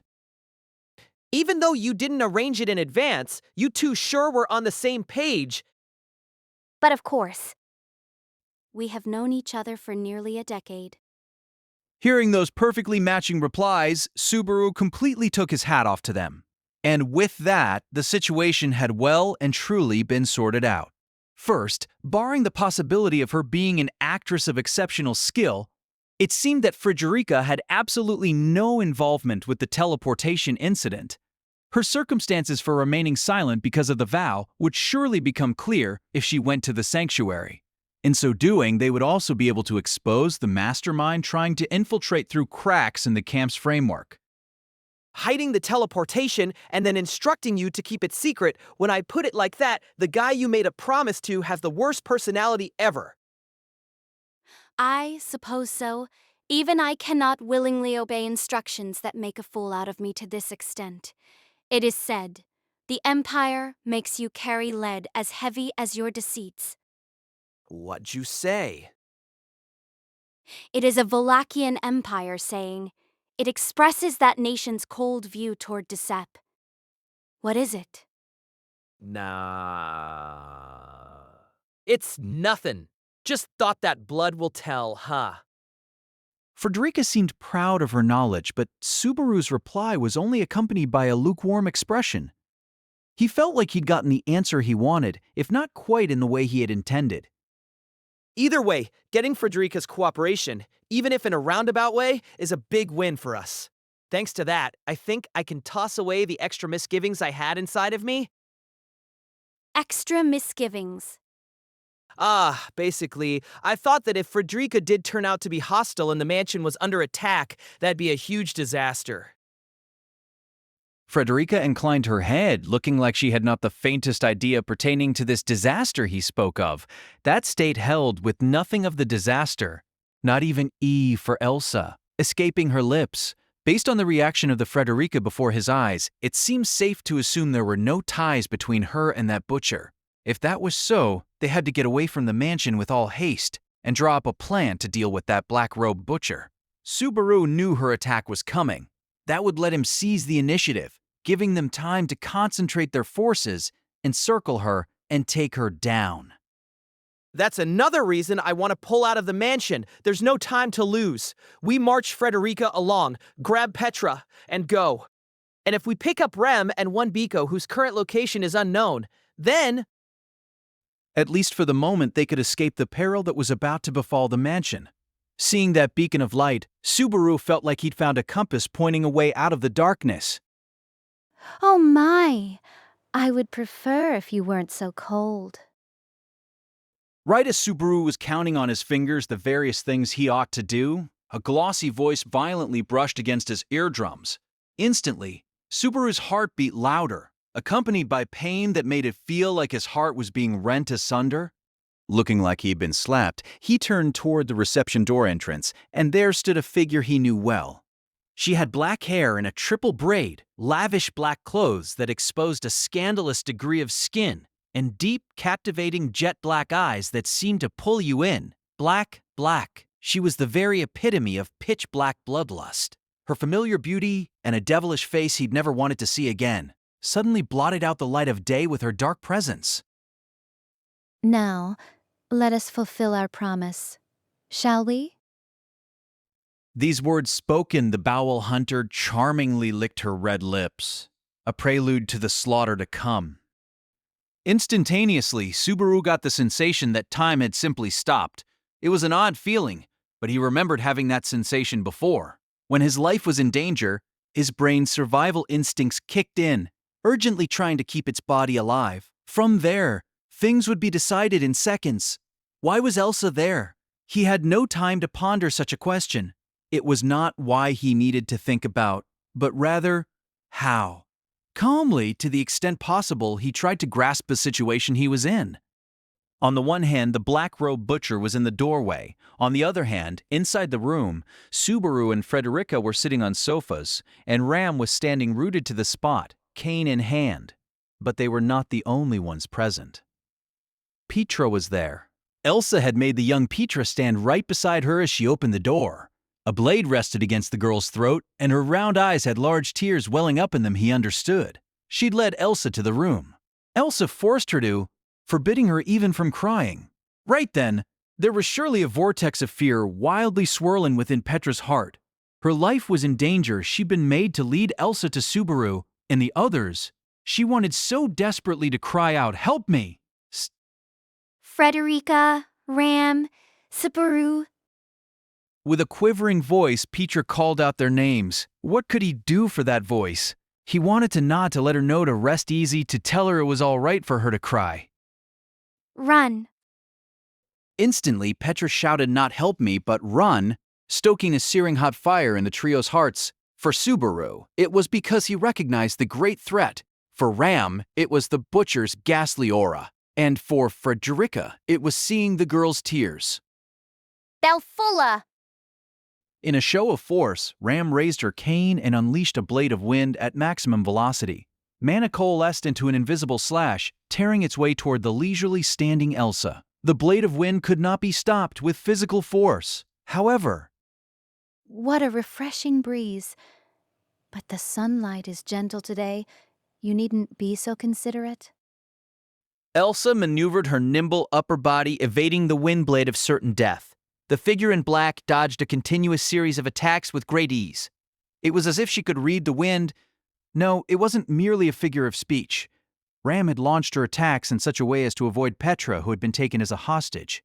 Elsa took advantage of that, slipping into the blind spots between her and the wind to dodge the blades of air. If you were willing to hit this little maid along with me, it might be a different story. Unfortunately, it is an ironclad rule in this household that servants support and aid one another. My. From behind, Elsa raised an eyebrow, stroking Petra's cheek, which made something catch in the girl's slender throat.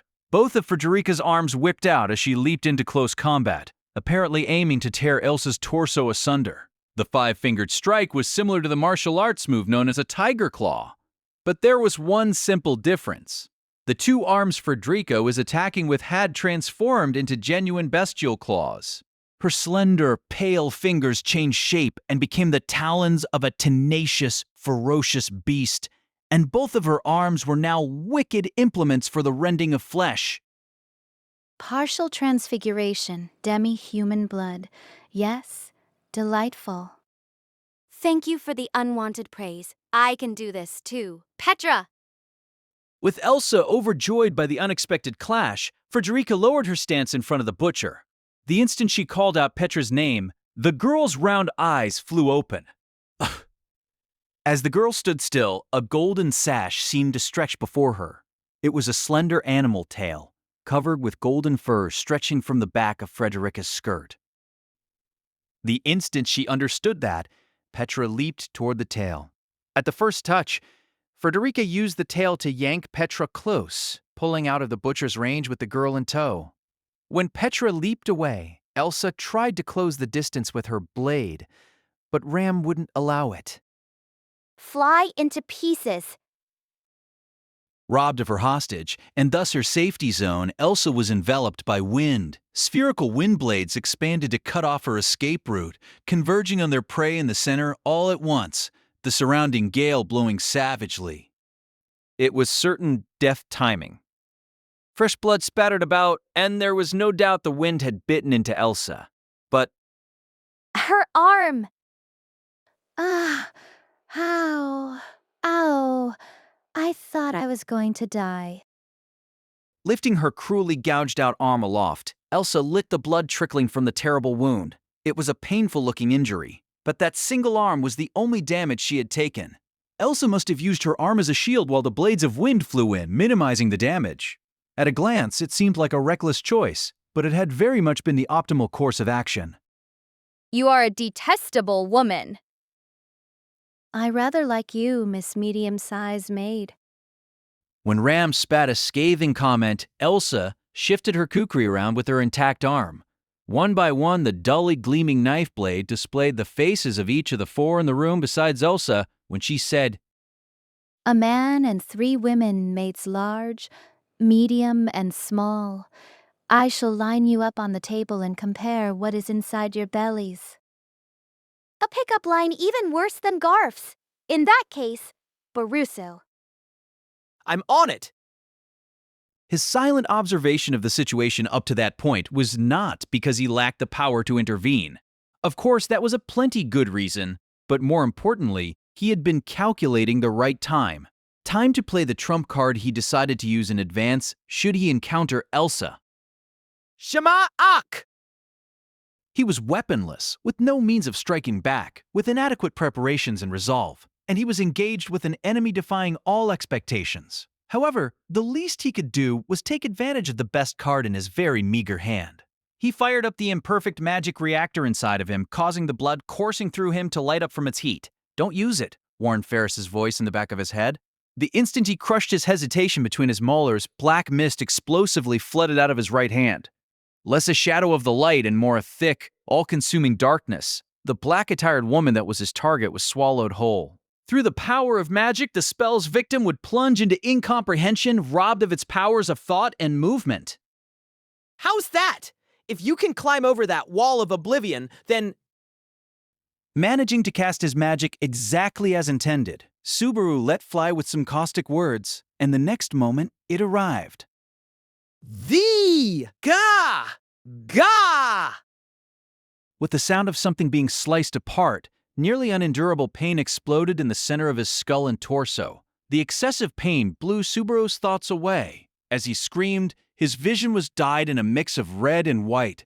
Wringing mana out of his incomplete gait made him feel parched and numb at the same time.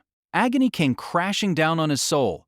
His vision went blurry, and strength drained out of his knees.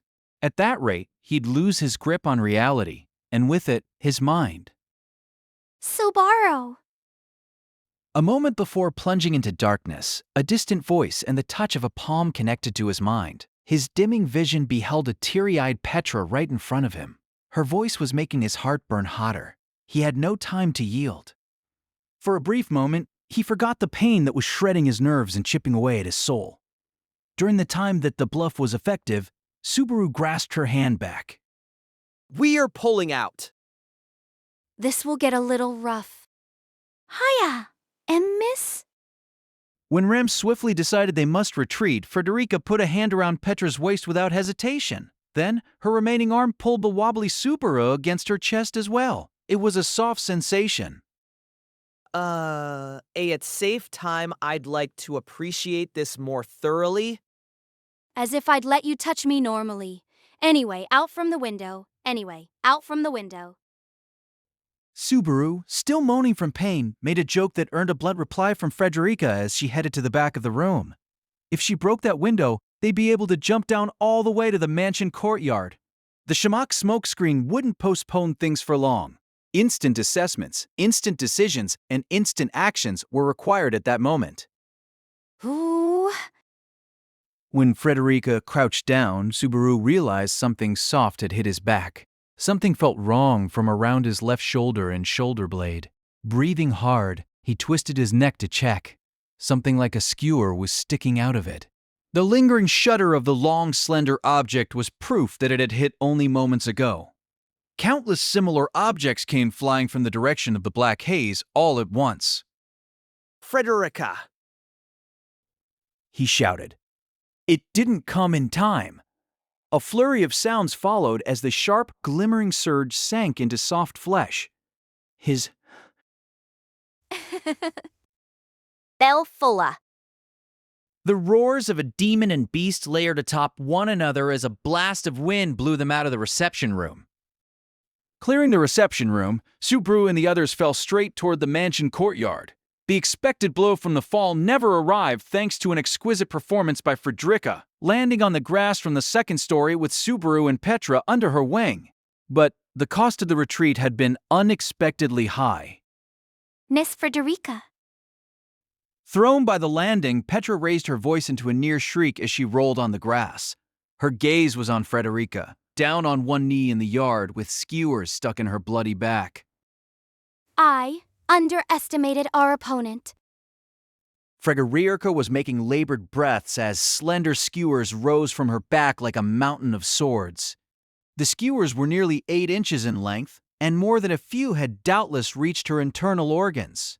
Frederica wasn't the only one who understood their might, for Subaru had gotten a taste as well.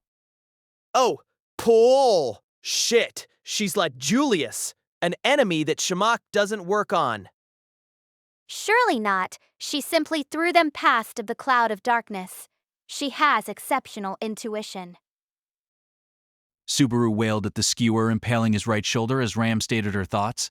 Examining Subaru and Frederica's wounds, her refined eyebrows gently formed a scowl. There is no one here capable of using healing magic.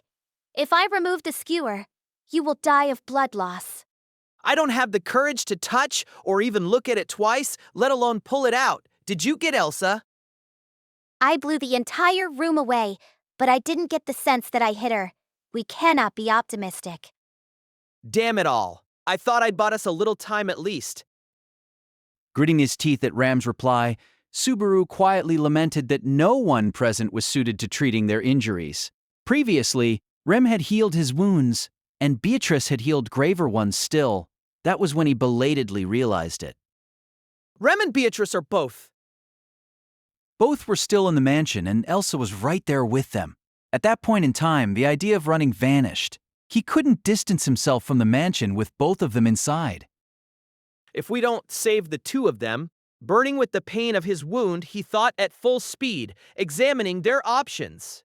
One thing for certain was that Rem was in the mansion's east wing. The problem was that Beatrice was constantly running her passage spell. At that critical juncture, the peculiarities of the passage became poison. If then and there he prioritized saving Rem, could he hope for Beatrice to deal with the matter herself?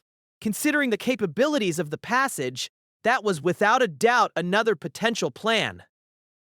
As a matter of fact, at the height of the battle with the witch cult some days before, Subaru had failed to bring Beatrice out of the mansion. She'd remained behind, trusting in the power of the passage during the decisive battle. If the conditions were identical to back then, the possibility harm would befall Beatrice was...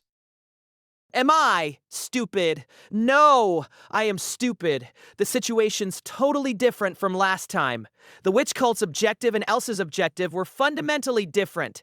In the end, the witch cult's target, Pateljus's target, had been Amelia. Since they had no information about the occupants, leaving Beatrice behind at the mansion was a viable option because she was wholly unrelated to their objective. However, Elsa was different. That butcher's objective was clearly to slaughter everyone in the mansion. She'd targeted Subaru, Frederica, and Petra. Naturally, she'd try to kill Rem and Beatrice too. He couldn't leave them behind. He couldn't. There was no way he could just let them die. So even without a flash of inspiration for a way to save everyone, he had to act before his useless brain burned out completely. Barusu. What? Right now, I'm thinking of a way to get Rem and Beatrice out of there somehow. Subaru was desperately trying to think when Ram abruptly called out to him. When he looked at Ram, it seemed like his burning brain was leaking out of his earlobes while he desperately searched for a way out of their predicament. As he prepared himself to hear a proposal for a comeback from the brink of certain doom from her pink lips. Given our current situation, the best thing to do is leave those two at the mansion while the four of us escape. What? Their equal height gazes met, and the declaration, delivered with great firmness, blanked out Subaru's thought process. His eardrums trembled, conveying the words to his brain, his mind immersed in the words as he arrived at comprehension of what she had said to him. Then, the instant he achieved understanding, his emotions came to a boil. What are you? What the hell are you saying? Angry shouts get us nowhere. Please compose yourself. I believe it is an exceptionally natural thought. Like hell it is. Rem's in the mansion, your little sister. She loves you, and you love her. She's your little sister. It's natural for you to protect her. The moment he shouted, the pain of his wound increased, but he didn't care. Filled with agony and rage, he spat blood as he slammed his ferocious emotions into Ram as hard as he could. However, though showered by Subaru's voice, Ram continued with a serene look on her face. It is the correct decision under the circumstances, nothing more. Losing Ram and Frederica, and, more to the point, Barusu, will be a heavy blow to our faction. Such sacrifices must be avoided. But that means sacrificing. I suppose so. She may well be Ram's little sister, but if she is Ram's little sister, she would surely say this.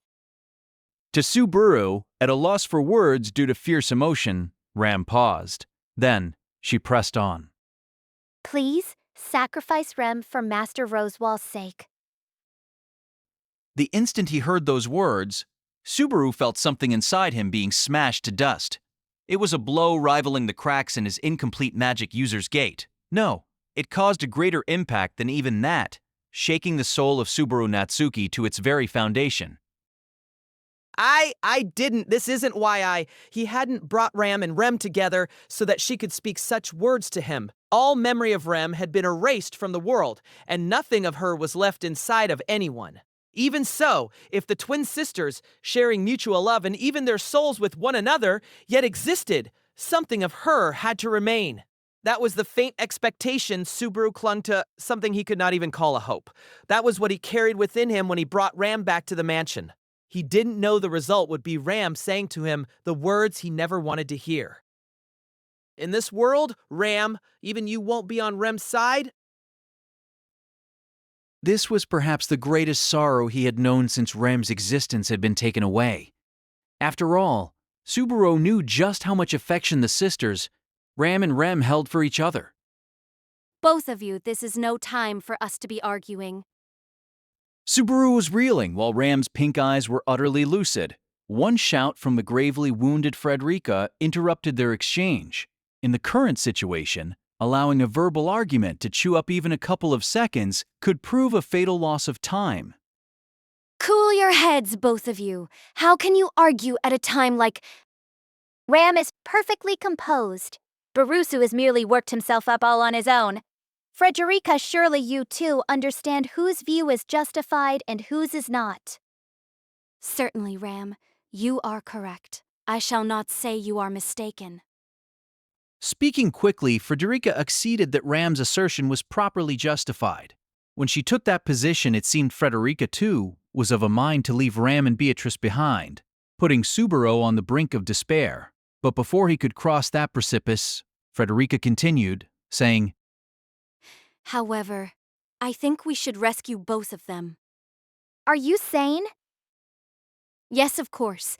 You are the one who brought up losses our faction would incur. Yes, based on that, it is indeed best to rescue both. Lady Beatrice and Rem are both important. Frederica's assertion brought a dubious look over Ram's face. Subaru, too, was taken aback. But with the others at a deadlock, the final person present slowly raised her hand and spoke up. I also agree with going to save them. Please be quiet, child. This is not a majority vote. Even a child can be a proper adult.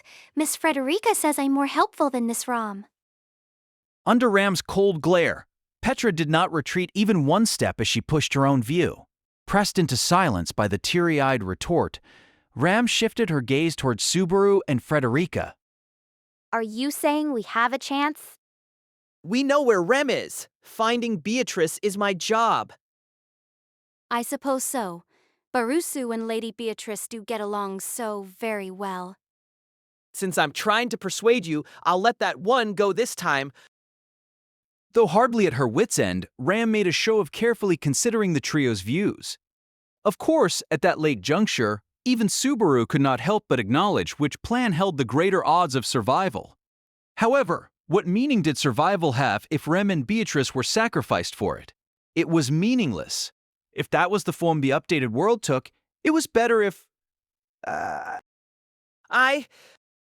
We are undermanned. We must search for Lady Beatrice and extricate Rem. The enemy interferes with both. It was I who spoke out, so that is my duty to bear. When Ram listed the pending concerns, Frederica, breathing in intense pain, patted her own chest. Her self-recommendation took Subaru and Petra by surprise, leaving Ram the only one who sighed in understanding. There you go again, too stubborn to back down when dealt a bad hand. Exactly like Garf. You are both my adorable junior co-workers. Besides, it is not I who resembles Garf. Garf is the one who is imitating me. Frederica said it with a wink, hiding the fangs in her mouth as she smiled. Subaru unwittingly sucked in his breath, sensing the resolve and determination behind that sunny smile. And as Subaru drew his breath in, Frederica did something even more surprising right in front of him. Miss Frederica?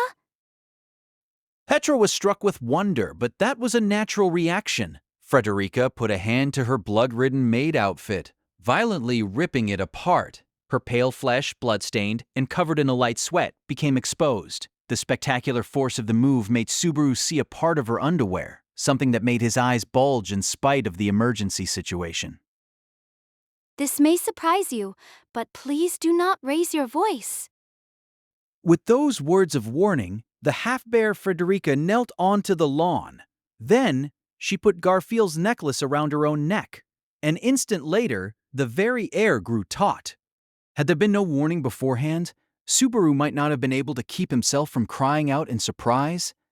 First, he saw Frederica's long, beautiful golden hair shrink. Next, golden fur began to sprout over her exposed flesh, and her skeleton ferociously creaked as it changed shape and grew larger. She set forepaws on the ground as the fangs that defined the inside of her mouth became something sharper, more powerful. But transformation taking but a few brief seconds that made him doubt his eyes. So this is transfiguration, huh? As Subaru murmured, there was a ferocious golden beast standing before his eyes. The bestial Frederica. It was a slender, supple feline predator, with a stature nearly 6 feet in length. Of the animals Subaru knew, she resembled a cheetah or a leopard, but her body had no black spots upon it. He could only call the form beautiful. Were it not for part of that lustrous golden mane being marred by blood, he truly would have been enchanted by that beautiful beast. So it's not Beauty and the Beast. The beauty is the beast. Ah, I want to get her in the bath and snuggle.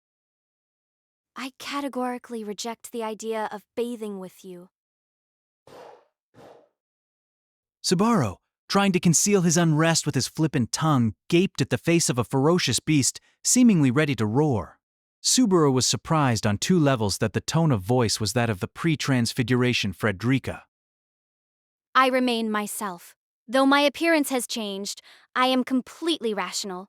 In addition, thanks to this, my wounds have closed to a fair extent. Taking in Subaru's surprise, Frederica's body twisted and numerous skewers fell away. Simply changing forms had closed some of her wounds, expelling the skewers from her body, but the wounds themselves still remained. She needed complete healing to fix those. Frederica. Please do not ask me. Can you do it? I can, and I will. Yeah, I get it. Please do. You're the only one we can rely on right now. Frederica clawed the ground in high spirits as Subaru ceded the battlefield to her. Accepting Subaru's request, the ferocious beast turned her eyes toward the 2 remaining, Ram and Petra. Petra, I'm sorry for scaring you. You did very well not to shriek. Yes, miss, take care. You're a very good girl. Ram, I entrust the rest to you. Worst case, use the master's office. That goes without saying. Frederica, if you are late, we shall have words. The few words exchanged between them told just how much trust lay between Ram and Frederica.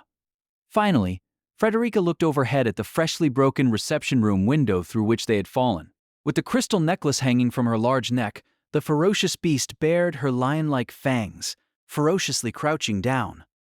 She let out a very brief growl. The next instant, Subaru saw the ferocious beast crushing the smashed windowsill under her paw. Subaru's eyes gaped at the blink of an eye's speed. Her outside appearance brought to mind the cheetah, the fastest animal on land, but Frederica's sprinting easily put its speed to shame. Passing through the breached wall, the ferocious beast raised a roar as she charged into the mansion interior. The black mist's effect was soon to expire. Not long in the future, the battle between the two would resume. We cannot just stand here. We must go and make the best of this opportunity while Frederica buys us time. Yeah, that's right. First Rem in the East Wing. Elsa's combat ability was terrifying, but Frederica's speed was superhuman too. With her swiftness, she ought to be able to get away safely if Subaru and the others accomplished their objectives sooner rather than later. With Frederica headed off to act as a decoy, just how quickly could they move? No complaints about property damage, okay? Charging through the front yard, the three raced to the East Wing as one. And after climbing over the East Wing wall, Subaru picked up a shovel for yard work, smashing a window before leaping into the building. Sullying the carpet with dirt, he rolled onto the mansion floor and lifted his head. The stairs to the East Wing and Rem were right before him. But the instant he lifted his head, Subaru was struck by the odd sense something was wrong. Namely, The doors are open? in front, so far as the murmuring Subaru could tell, all of the doors of the first floor were open. Turning his head around, the doors behind him were the same. Every door in the entire corridor was open. Simple forgetfulness cannot account for leaving this many doors unclosed. Petra? I haven't done anything weird like this. Miss Frederica hasn't either? Entering the corridor just as Subaru had, Ram gazed at the same sight and questioned Petra about it. Petra was equally bewildered as she denied involvement, but that was nothing compared to Subaru's strong suspicion that something was horribly wrong. Open doors weren't the problem. The problem was that he remembered this scene. The doors were open like this last time around, too. Subaru had seen something similar in the mansion just prior to return by death. At the time, Subaru hadn't been able to decipher the identity of that bad feeling prior to his death. Now that he was seeing the image again, he still didn't know what it meant, but he was certain it was an ill omen. If it wasn't Petra or Frederica, then the only kind of person who had a reason to open rooms one after another was an outsider who didn't know where anyone might be. At that moment, that description corresponded to only one person in the mansion, and if that individual had already opened every door in the mansion's East Wing, our Rem's in trouble. Second floor, quick! Calm down, Barusu. Frederica is pinning down the enemy. There is nothing. What are you saying at a time like... Even when her little sister's life in danger, Ram maintained her cool. Rather than being impressed at how reliably steady she was, Subaru felt angry. However, Subaru's raging emotions vanished and flew away in the next instant. Howls resounded from outside the building, in the direction of the yard from which Subaru and the others had leaped in. The next moment, the window and the windowsill were broken apart, seemingly gouged out along with the wall itself. With a high-pitched sound, the glass shattered in a violent dance, and heavy footsteps intruded upon the mansion interior. There, filling up the corridor, stood a bizarrely shaped monster, its wicked visage resembling that of a lion. The second floor, where the sleeping princess awaited. Re-Zero, Starting Life in Another World by Tapi Nagatsuki, casted 6-tale novel. Please subscribe to our channel. The situation kept moving. It was bewildering, something far beyond Subaru's imagination, and now leaping far, far beyond his comprehension. Its stout, bizarrely shaped frame, 12 feet long, trod upon the carpet as it pushed its way into the cramped corridor. It had black fur and a head resembling that of a lion. It had a horse's hindquarters, and its long, slender tail greatly resembled a snake. A ghastly aura befitting its brutal nature brimmed from the entirety of its body. And on its forehead was a misshapen white horn. Demon Beast? Even if the creature was unknown to him, that characteristic evident from a single glance made Subaru real. Hearing his voice from the side, Ram clicked her tongue and pointed her drawn cane toward the demon beast and said,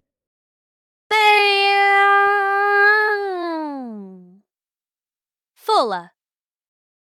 Without hesitation, Ram pounded a single attack into the demon beast at maximum velocity. But in spite of its great size, the black demon beast agilely leaped within the corridor to evade the blade of wind.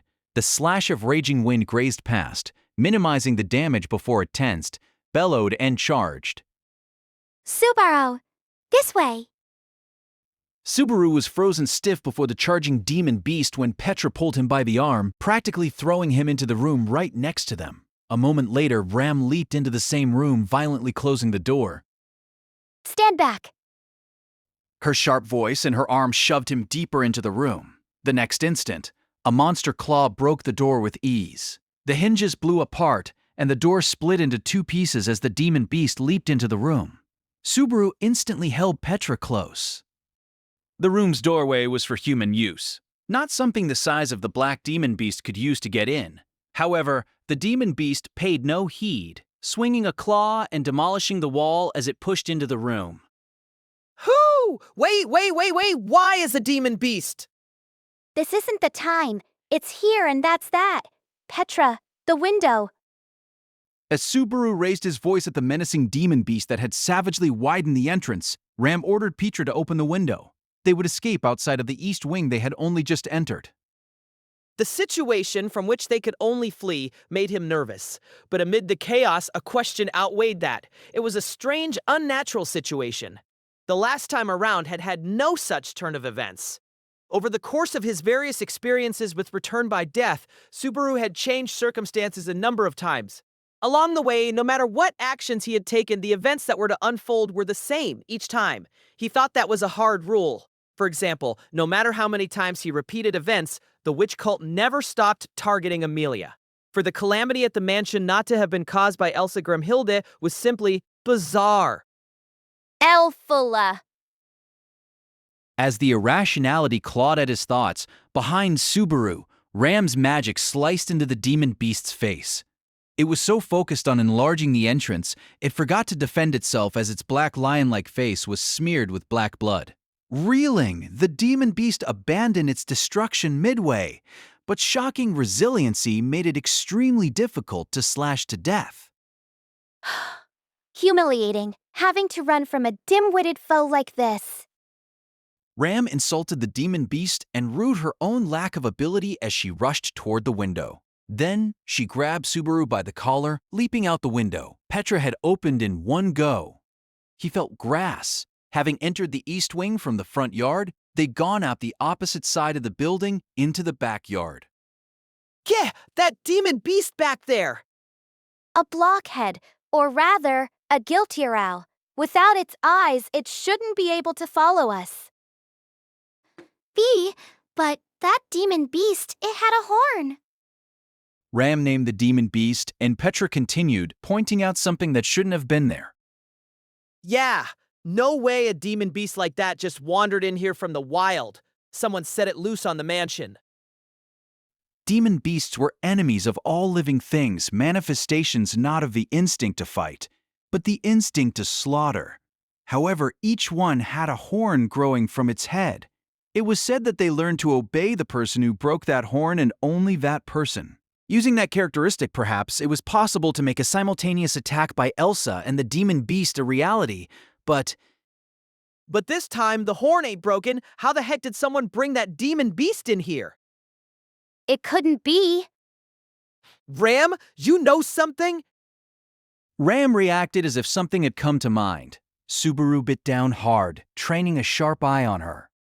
Surely you did not think the previous Arugarum incident was merely a rampage by wild beasts. At first, I did think that, but now that the royal selection started, it's hard to think that way. He thought back to the curse from the demon beasts and the mansion loop that had begun as a result. Just like the crest theft incident in the royal capital, that incident was clearly sabotage directed at Amelia, a participant in the royal selection. In point of fact, a girl involved in that incident had vanished without a trace. You don't mean that girl controlled the demon beasts and she's come to attack again? If that's so, this is a simultaneous attack by the perpetrator of the crest incident and the perpetrator of the mansion incident both. Ah, Subur, are you all right? The instant he realized the true awfulness of the situation, Subaru wobbled, and Petra held him up. The odd heaviness of his head felt annoying, but that was largely the effect of blood loss from his right shoulder. They'd left the skewer stuck in him, but the bleeding hadn't been sufficiently stemmed while they'd been running all about. Barusu. We just can't leave both of them and run. I have not yet said a word. I understand. I shall bring the land dragon from the stable. Bring, Patlish. Ram looked to the rear, and Subaru, his breath ragged from anemia, followed suit. At a distance, he caught sight of the stables indicated by the direction of her glance. Going around the back of the mansion put them close to the stable at the back of the grounds. Patslash was tied there, and she would definitely be of service whether they resisted or fled. The bleeding hasn't stopped at all. Subaru, this needs treatment. I gave my handkerchief to Frederica. Then I'll use this one. Ram raced toward the stables. In the meantime, Subaru obeyed Petra's earnest instructions. She untied the handkerchief, wrapped around Subaru's right wrist, shifting it to his shoulder wound. This'll hurt, but just bear it. 3, 2. Giggy! Midway through the countdown, she drew the skewer out, the intense pain causing Subaru to raise an odd voice as he writhed. But Petra promptly tied the handkerchief over the wound, using it and the sleeve of his tunic to deftly stop the bleeding. You saved me? But what happened to saying one? You were more relaxed that way. I'm really glad I gave you that handkerchief, Subaru. Petra's deeply relieved voice drew a long exhale from Subaru. The pure white handkerchief she'd given Subaru as a protective charm was now pure red from Subaru's blood. Petra showed no sign of caring about that, but instead, it was Subaru who was stricken by pangs of guilt. Sorry, I'm always getting you into trouble like this. Don't say weird things like that. I'm very grateful to you, Subaru. You're the one always saving me when I get into trouble. Shouting in anger at Subaru's attempt to apologize, Petra's face remained red as she indicated the forest. Then she continued. When Ruka, me and the others went into the forest, Subaru, you came after us by yourself. I was really worried later when I heard you'd been bitten so badly all over. That's why it's all right. This time, I'm the one saving you. We'll rescue Beatrice and Miss Ram, and with Miss Ram and Miss Ram and Miss Frederica, we'll get out of this together. He wondered if she talked so much because she was frail. Petra earnestly raised her voice to encourage Subaru, who was becoming weak-willed from blood loss and distress over the situation. The sight made Subaru want to lament the extent of his own foolishness all over again. Petra, you're incredible. I'm being pathetic. Not at... Nah, I'm not feeling sorry for myself. I'm saying, since you're so incredible, Petra, I've got a B, too. He shook his heavy, stooped head, raising it as if to sweep away his weak-mindedness. If he tried to devise some scheme to raise his spirits, he wouldn't have enough wisdom left for the hopes he should have been still striving for. This time, Subaru Natsuki would put it all on the line to offset everything he lacked. Subaru calmly rose to his feet, extending his left hand toward Petra. For an instant, Petra hesitated to take hold of Subaru's blood-stained hand, but... Petra, let's go. We're going to escape with everyone, just like you said. Yeah. Subaru's declaration made Petra's face brighten in an instant as she took his hand. Then, a moment after he sensed her gripping his hand, the girl went, "Ah," seeming vexed as the ends of her eyebrows fell. What's wrong? It's not yeah. You gotta say yes. I mean, you should have said yes. Saying this, Petra mischievously stuck out her tongue. The girl who had spoken so bravely under such circumstances had forgotten to keep speaking politely. Subaru, feeling saved by her valor, let his tongue slacken just a tiny bit as he clapped back. After all this, I've got to get Ram and Frederica to scold you for this.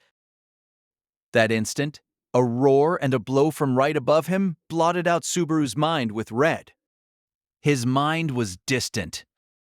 Scrape, scrape, scrape, scrape, scrape, scrape. He was being dragged over the ground in a state of not knowing whether he was face up or face down. A rock pig? Barusu. Can you hear me? Barusu? He couldn't hear very well.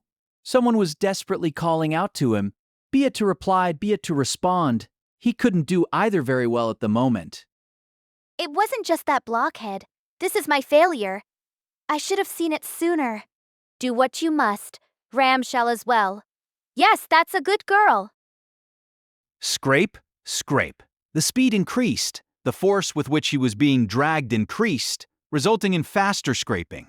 He searched for someplace somewhere that was free. Head, neck, hip, foot, hand, left hand. Only his left hand was gripping something. He felt something. He was gripping something, something important from which he must not let go. At the same time as he poured his remaining strength into his left hand, not letting that something go, the speed accelerated faster. His body was floating higher. Something was tightly sandwiching him around hip level. The sway, the breathing, these things conveyed the devotion of the being from which they came. Pay, rack. The delicate touch, as if handling a fragile object, told him exactly who the unseen party was. Though he meant to call out her name, only a hollow moan trickled out of his throat. Froth was bubbling up from the corner of his mouth. The froth tasted like iron. Why was he spouting blood froth? It had to be related to why his body couldn't move, why his entire body's senses were so delicate, why his mind was still hazy. His mind connected one dot to the next, and he remembered who he was. He was Subaru Natsuki. He'd returned to the mansion to save everyone from impending calamity. Elsa, Demon Beast, Frederica, Ram, Petra, Beatrice, Ram. Giera die. With a coughing sound, a large volume of blood flowed out of him, seemingly along with his life. Having his stomach wrung out was too weak a metaphor. He heard as if all of his insides were being whisked around. The outpour from his throat would not halt, and his liquefied inner organs seemed to be drooling out of him. Hard, and finally, He remembered how to open his eyes. After several blinks, he was freed from the world of darkness. Tears flowed together with the sharp pain of reality, jabbing into his eyeballs. He couldn't determine whether the tear droplets were clear or the color of blood. One thing, however, was clear, namely that the world enveloping Subaru Natsuki was dyed the color of blood. Subaru's body swayed, up, down, left, right. The pitch-black land dragon had Subaru's hips in its jaws while it raced away from the mansion grounds. Next, when his eardrums came back to life, the sounds of explosions pressing upon them all at once made him want to doubt his ears. There were high-pitched, ear-splitting leaden noises, combining to make him feel physically ill. Resounding around him were high-octave voices, roars, neighs, all the cries of the demon beasts hot on their tail. There was a giant mouse with black fly wings spread. There was a ferocious frog that featured black spots. There was a multi-headed serpent with innumerable necks sprouting from its torso. They were surrounded by misshapen creatures beyond all description. Beastmaster was the term that popped up into the back of his mind. With Subaru in her jaws, Patslash was desperately searching for a way out. However, even a land dragon, the fastest of ground creatures, could not overcome such numbers. The roads were blocked, the skies were dangerous, and she was surrounded with no way to break free. Already, there were lacerations beyond counting on her pitch-black scales, from which she was bleeding profusely. Not far in the future, she would reach her limit. No, her limit had already arrived. Patslash was simply exceeding that limit, burning the remaining fire of her life away for Subaru's sake. Right after a conspicuously huge roar, the land dragon's speed was dulled as a creature with over twice her bulk pulled alongside. The black lion had a wound on its face, with blood flowing from the sockets of its smashed eyes, the demon beast from earlier. He'd forgotten its name, but even if he tried, he would never be able to forget the blow from its claw. Its vision was compromised. It had unleashed a wild strike, and yet that blow was aimed directly at the land dragon's right abdomen. This creature was not relying on sight, but something else. Smell. The demon beast was drawn by scent. Faster than he could register the impact, penetrating with the force of an explosion, the world was dyed red with fresh blood. But it was not Subaru who was affected by that impact. That was because, a moment before the claw strike landed, the land dragon's neck swung up, hurling Subaru's body into the air. Paddle. In her final moment, she did not let out a single cry. Such pride suited the sublime land dragon well. As he spun, a flower of blood bloomed beneath his eyes. Subaru had no time to avert his gaze as his body's back collided with something, breaking through it with a spectacular sound, before finally smacking the floor hard. KKK? He was racked by a coughing fit. His right eye had closed from the blood coursing from a cut on his forehead, but even so, he immediately realized it. He'd been hurled to the second floor of the mansion, the second floor of the east wing, exactly where he'd been heading. Subaru no longer knew what to think about his beloved land dragon's final act of devotion. He'd shed too much blood. It was as if his determination and resolve had flowed out of him with it. He couldn't summon any energy. His head wouldn't turn either. His mind was slowly dying, too. Even so, even with Subaru like that, there was one, and only one, place that had not lost its strength. He felt a sensation in the grip of his left hand. Even though his mind was dead, the part telling him not to let go was still alive. He remembered that right before everything collapsed, he was holding someone's hand. Pay, Tre. His gaze arrived at the hand he felt, the wrist, the elbow, and there, it came to an end. Though he was holding her hand, the girl who should have been there did not go past the elbow. She had been smashed, crushed, torn away. Subaru Natsuki had managed to protect nothing. Just how much time passed as he stared at that arm, torn off at the elbow? His thoughts were still as he stood in a daze. Ironically, during that time, his senses of sight and hearing gradually recovered. They helped Subaru understand just how desperate the situation he was in truly was. Subaru's state was so terrible. The wound on his right shoulder seemed cute in comparison. His left leg bent in 2 more places than it should, and his left arm was flattened, crushed by something. Petra had probably been struck by the same blow. Accordingly, there was nothing of her past the elbow. That was all his eyesight could tell him of the terrible spectacle. But the information conveyed from his hearing was more terrible still. Beneath the second-floor corridor in which Subaru had collapsed, he could hear the roars of demon beasts around the building from every direction. He couldn't be bothered to count their numbers and types, but a voice kept pressing into his mind. There's nowhere to run. He'd let Petra die. Patlish had been ripped apart before his eyes. He didn't know what had happened with Ram afterward. Perhaps she was still fighting hard. Perhaps the cunning girl might even survive. But I've finally found you. these words spoken, he tilted his head, seeing and hearing the presence of a raven-haired woman. From Subaru's position, in the middle of the corridor and kneeling on the carpet, the woman was standing straight ahead. It was the butcher whom Frederica had stayed behind to slow down. If she was there, that meant Derica's. The big maid? Relax. She amused me quite a bit. If possible, I would have liked to see whether transfiguration changes the contents of a person's belly, but I was unable to confirm that with my own eyes. I didn't ask you about that. he wasn't asking. However, she made him acknowledge what he knew without needing to question her further. That she had put up a good fight was no doubt true. Elsa had lost her mantle, and her black clothes were ripped all over the place. Her pale skin was splattered with blood. Even so, she was in such a good state that it would be fair to say she was in fine health. I must praise you. You have done well coming this far with wounds like those. Throwing me a bone. Are you? If it's your life, I'll take it. I wonder, should I interpret that as, I want your life? If I get to trample it right now, then yeah. Venting at Elsa's off-the-mark answer, Subaru leaned his weight against the wall and lifted himself up. With his left leg wrecked and his left arm twisted, he had wounds running across his entire body. Even so, there is a whiff of anger accompanying the scent of your blood. Your intestines are probably sublime. You're messed up. I don't get what you're saying. As Subaru rose to his feet, Elsa embraced her own body and let out a hot breath of ecstasy his way. Whatever he said and did, it only brought greater delight to the ravishing butcher's mind.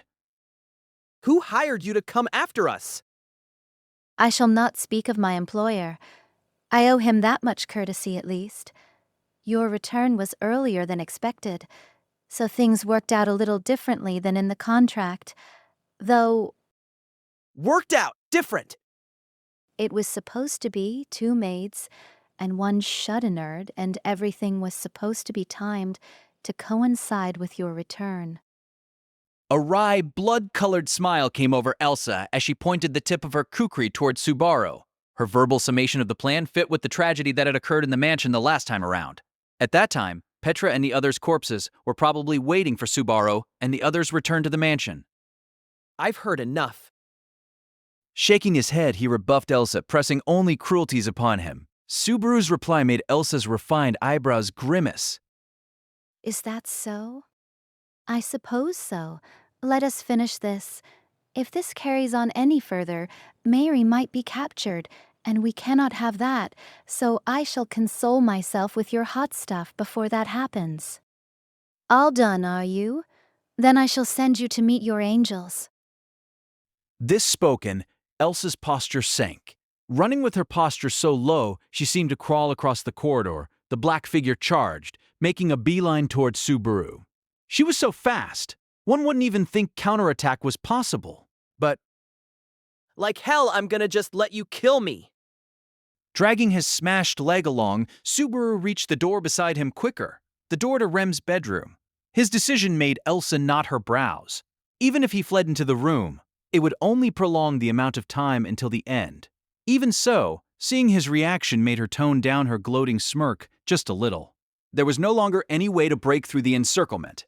It was impossible. Accordingly, he abandoned the thought. His wounds were deep. His life was pouring out. He was on the verge of expiring without having saved any of the people he had to protect. Then, at the very least, he'd get back at Elsa just a little, so that everything would not have gone as she pleased. Neither the Bowel Hunter nor the Beastmaster had reached Rem's bedroom. He absolutely would not allow them to defile the girl who slept within. Even if the world was soon to end, he would not lose Rem a second time, not to anyone. He opened the door wide and leaped into the bedroom. Lifting his head in search of the bed where Rem slept, Subaru was taken aback.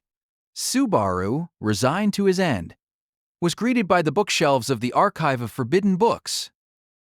The choking musk of old tomes seemed like a rebuke presented to its noisy visitor.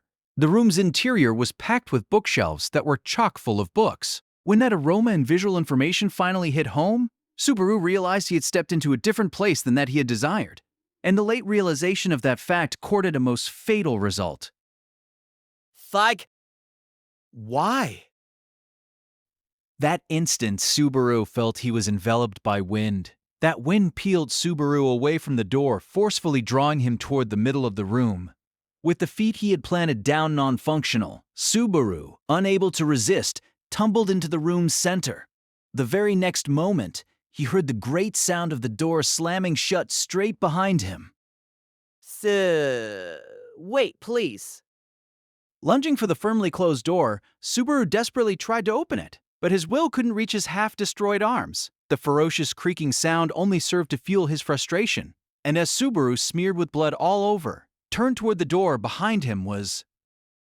Struggle as you might, you are not leaving this room. When he heard a voice and footsteps, he turned to see a girl slipping past a gap in the bookshelves and walking toward him. She had long, cream-colored braids and a gorgeous, extravagant dress. She had a young, adorable face, but at that moment, a terribly cold expression rested upon it as she glared straight at Subaru. B. Trice. You in a simply horrid state. Are you in a simply horrid state, I wonder? Do not walk around. You will only sully the archives floor. Open the door, right now! Let me out! Let me out! When the girl, Beatrice, gazed at his wounds with a chilly look, Subaru shouted unsparingly at her in anger. The admonition not to sully the room never even entered his ears. Blood dripped from his bleeding arm as he screamed. Why did you come out now? Why this of all times? Send me back! Send me back! Send me back right now! And what would you do if I did? What can you do in your current state, I wonder? I know better than anyone I can't do anything. But even so, He had to return to that place, to the second floor of the East Wing. to the bedroom where Rem slept. The passage had activated at the room he had presumably entered. The door leading to the bedroom became the entrance to the archive of forbidden books, whereupon the door immediately cast that duty aside. In other words, the door had resumed its normal duties, those at the door leading to Rem's bedroom. That's why. It is too late. What do you mean too late? There's no such thing as too late. I have to get there right now. Did I not say it is too late? Sure. Did I not say it is too late? Saya! Subaru's angry voice, straining upward to resist the horror racing through him, fell silent. In contrast to Subaru, eyes wide and blinking while unable to speak a word, Beatrice continued. Just now, the reason you wish to return to that room became no more.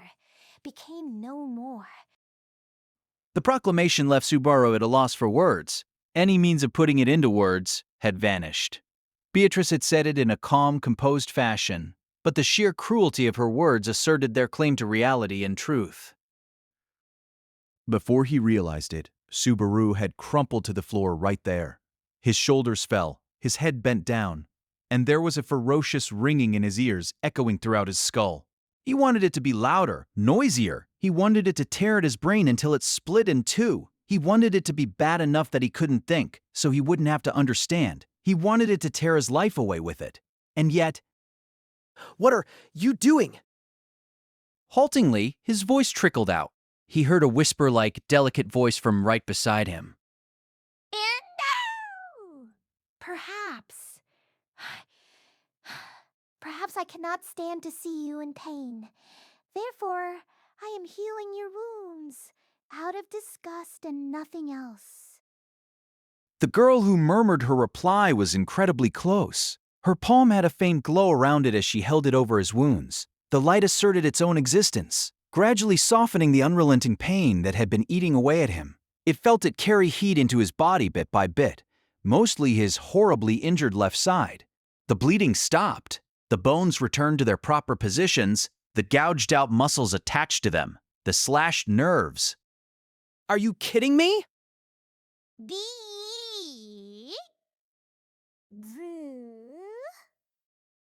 With his remaining strength, Subaru howled, wholly rejecting Beatrice's healing light. While Beatrice was still reeling from his threatening attitude, he rolled away to put distance between him and the girl. The carpet of the archive of forbidden books was marred by blood. Blood frothed from the corner of his mouth, and in that ghastly state, Subaru glared at Beatrice. I don't need you to heal my wounds. Why are you trying to save me? That is because you are simply too pathetic. I cannot stand to look at you. Why me? If you wanted to save someone, why didn't you save Petra or Frederica or Ram or Ram? You could have saved everyone. With Beatrice's power, she could have escaped and helped others escape with ease. They should have been saved. I'm stupid. I'm weak. Even if I couldn't do anything, you could have reached them. Why didn't you? Why? Should Betty do such a perhaps Betty does not have a single reason to save anyone. I do not have any such reason. If that's true, then you didn't have any damn reason to save me either, right?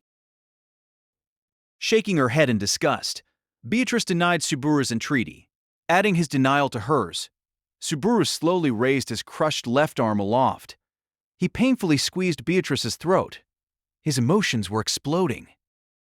Who the hell asked you to save anyone? Do you even know what you've done? Thanks to you, everything might be completely ruined now. All of this might have overwritten the possibilities, and this piece of shit present might be set in stone. Why had she showed herself then when it was too late? Knowing that Subaru had been teleported, Elsa would recognize the passage for what it was. She was getting closer to Beatrice. Why, in spite of that, was she trying to make a half-dead Subaru live? Why had she saved Subaru the instant he'd given up instead of allowing him the death he desired? I should have died there. You should have killed me. When it was his time to die, but he let the opportunity slip, Subaru Natsuki was worthless. The only way Subaru could gain the right to redo things was to use his life without a care, When, spitting blood, he shouted from his very soul, the girl, bathed in his pleas head-on, opened her eyes wide. I do not understand. Can I understand? I wonder. Incomprehension, and perhaps even fear, crossed Beatrice's face as she shook her head side to side. The reply made Subaru clench his teeth. If that was how it was, fine. He wouldn't cling to her. Fine, then! If you won't save me, then! From the beginning, relying on someone hadn't been an option. He should have understood that. His gaze shifted, and his eyes caught sight of a stool near the entrance. It was the stool Beatrice was always sitting on. He kicked it over and then slammed it against the wall with all his might. Taz! What are you? Beatrice let out a shriek, eyes bulging at Subaru's act of violence. A hard sound reverberated, and the wooden stool was cruelly smashed apart, scattering in a number of fragments. From those fragments, he picked up the biggest, sharpest one. It wouldn't be his first suicide. Even a piece of wood like that was enough to easily end a person's life. If, in a single breath, he stabbed his own throat, his life would come to an end, and Subaru Natsuki would surely be granted another chance.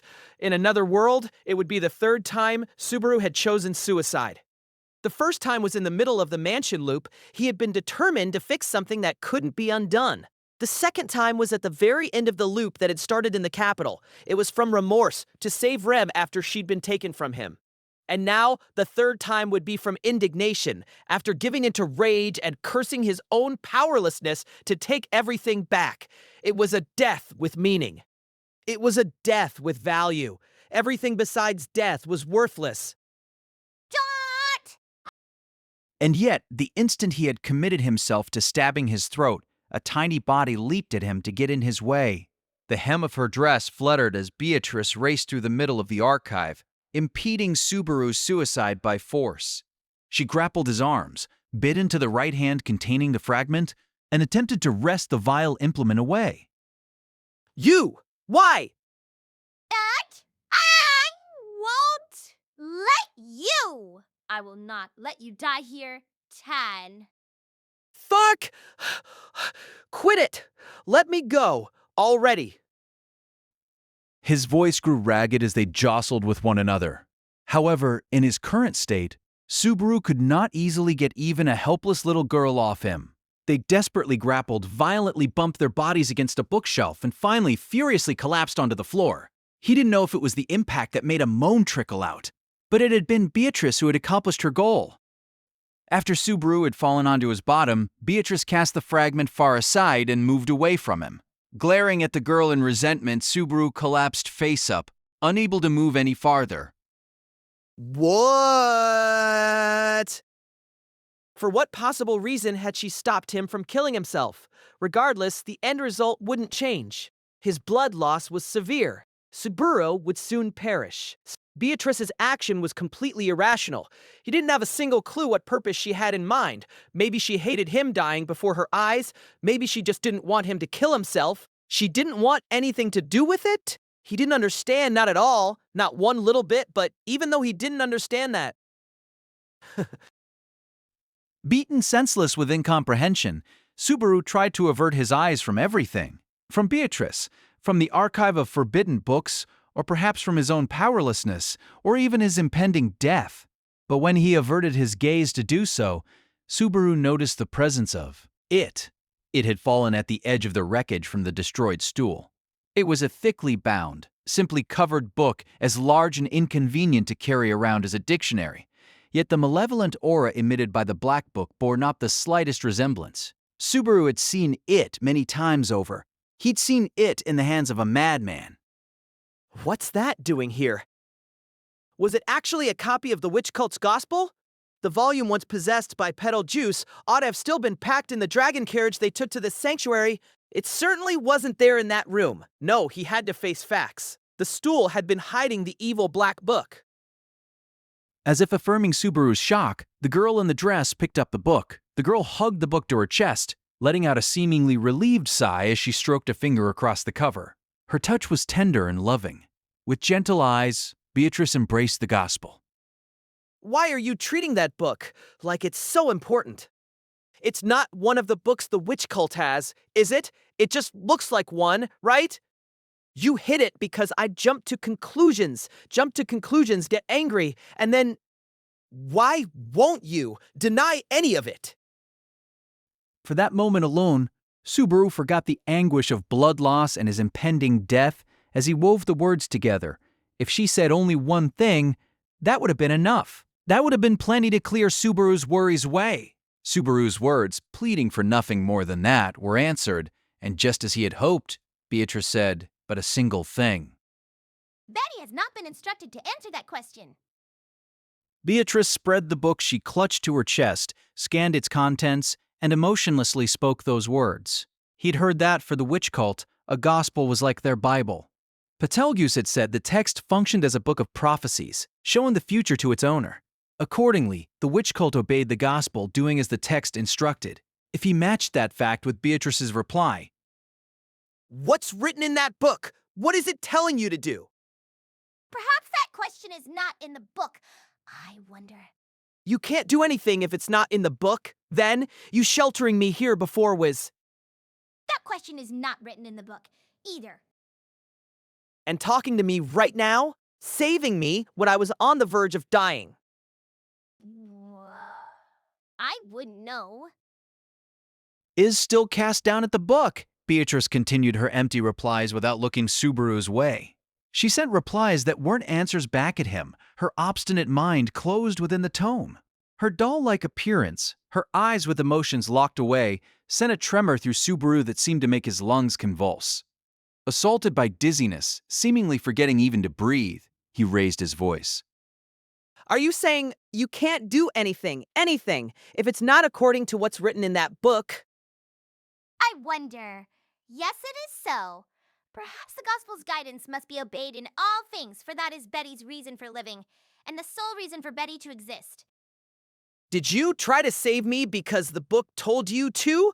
That time you saved me when I was cursed too, lending me a hand when I couldn't stand on my own, all the time we spent fooling around, yelling at each other, having fun like a couple of idiots, all that time was all thanks to that book. Is that not precisely what am I saying? I wonder. When Subaru, who had been criticizing Beatrice, now tried to appeal to her emotions for his own convenience, she exploded. Beatrice's face was red with anger, her round eyes glaring at Subaru as she raised a finger and screamed. It is as you have seen and as I have told you. Everything Betty has done until now. All of it was written right here. Is there any way you, the likes of you, could move Betty's heart? I wonder. Do not be so full of yourself, human. All of Betty is for Mother's sake. For Betty, her connection to Mother is everything. The likes of you, human. It was as if a dam had been breached. Emotions poured out of Beatrice. The vast torrent of fierce emotions instantly rendered Subaru speechless. There was nothing he could do but be swept away. Facing the wordless Subaru, Beatrice very, very tightly clutched the book. Do not touch Betty, human. Do not come close, human. Do I even know you? I wonder, human. I hate you. I despise you. This time, the girl's teary-voiced shout clearly rejected Subaru's entire existence. The inside of his chest was filled to the brim with confusion and dismay. That was how great the rejection was for Subaru. He'd stubbornly believed, without any basis, that there was a bond between them. Even if neither he nor she would acknowledge it openly, he believed there was something. After all, Beatrice had saved Subaru a number of times during the loop that started at the mansion. It was her presence that had saved his mind, on the verge of breaking as he repeated those days over and over. In whatever form it took, Back then, I was happy. once again, words Subaru had never spoken aloud slipped out at the very end. His vision warped badly. He vomited something up. It was neither blood nor bile, but life itself. He instinctively knew it. His time had run out. Blood loss, useless. Grave wounds, worthless.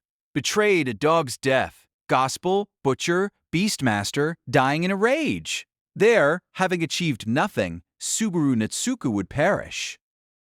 Then, on the verge of death, Subaru heard a miraculous sound. His ears, on the verge of death, probably picked up the sound of a door opening, Footsteps, someone was entering the room. The footsteps beheld the fallen Subaru and exhaled. How disappointing. The murmur was distant. The footsteps advanced farther ahead, seemingly losing interest in the dead man. The owner of the voice, a black-clad Grim Reaper, leisurely walked toward the little girl clutching the book, just what would result from this chance encounter between the girl and the butcher. Oh my. The surprised voice belonged to the woman. A bloodied hand was entwined around the butcher's long leg. Meaninglessly, Subaru, on the precipice of death, acted to slow her down with all of his body and soul. Yeah, try a. How marvelous. Truly, you are treasured. Instantly, a wind blew. The next moment, the right hand with which he grasped her came off, and the wrist along with it. No blood came out. The wicked blade reversed, and a black glint went. Somewhere. Subaru's head, his neck, his torso, somewhere. Wherever it was, it would surely impale him in a critical location. In that final scene, he saw the face of the little girl as she sucked in her breath. There was sadness and pain upon it. But as death came for him, that had nothing to do with Subaru Natsuki anymore. It was a ferocious, watery sound. It coursed downward, obeying the power of gravity, obeying the flow, obeying its destiny. A waterfall. Inside his ears, or perhaps his skull, it echoed with a ceaseless roar. The ferocious, muddy stream seemed to churn his very brain, even as it led Subaru's consciousness from oblivion to awareness. Goho. Subaru retched, feeling like his throat was clogged, which was totally throwing off the rhythm of his breathing.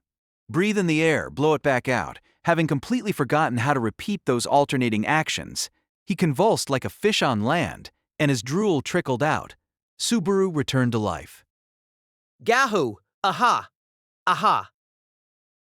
He was in a face-down position, collapsed on the ground, putting his arms on the hard floor. Subaru was seemingly prostrate as he forced oxygen and comprehension into his lungs, remembering the procedure for breathing once more. The pain softened, and he spat out the saliva that no longer had any place to go.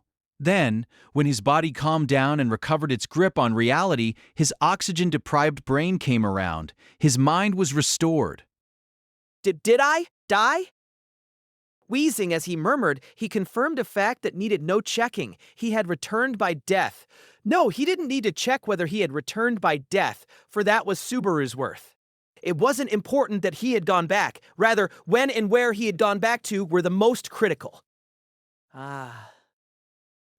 Lifting his head, Subaru squinted at his surroundings when he immediately realized it.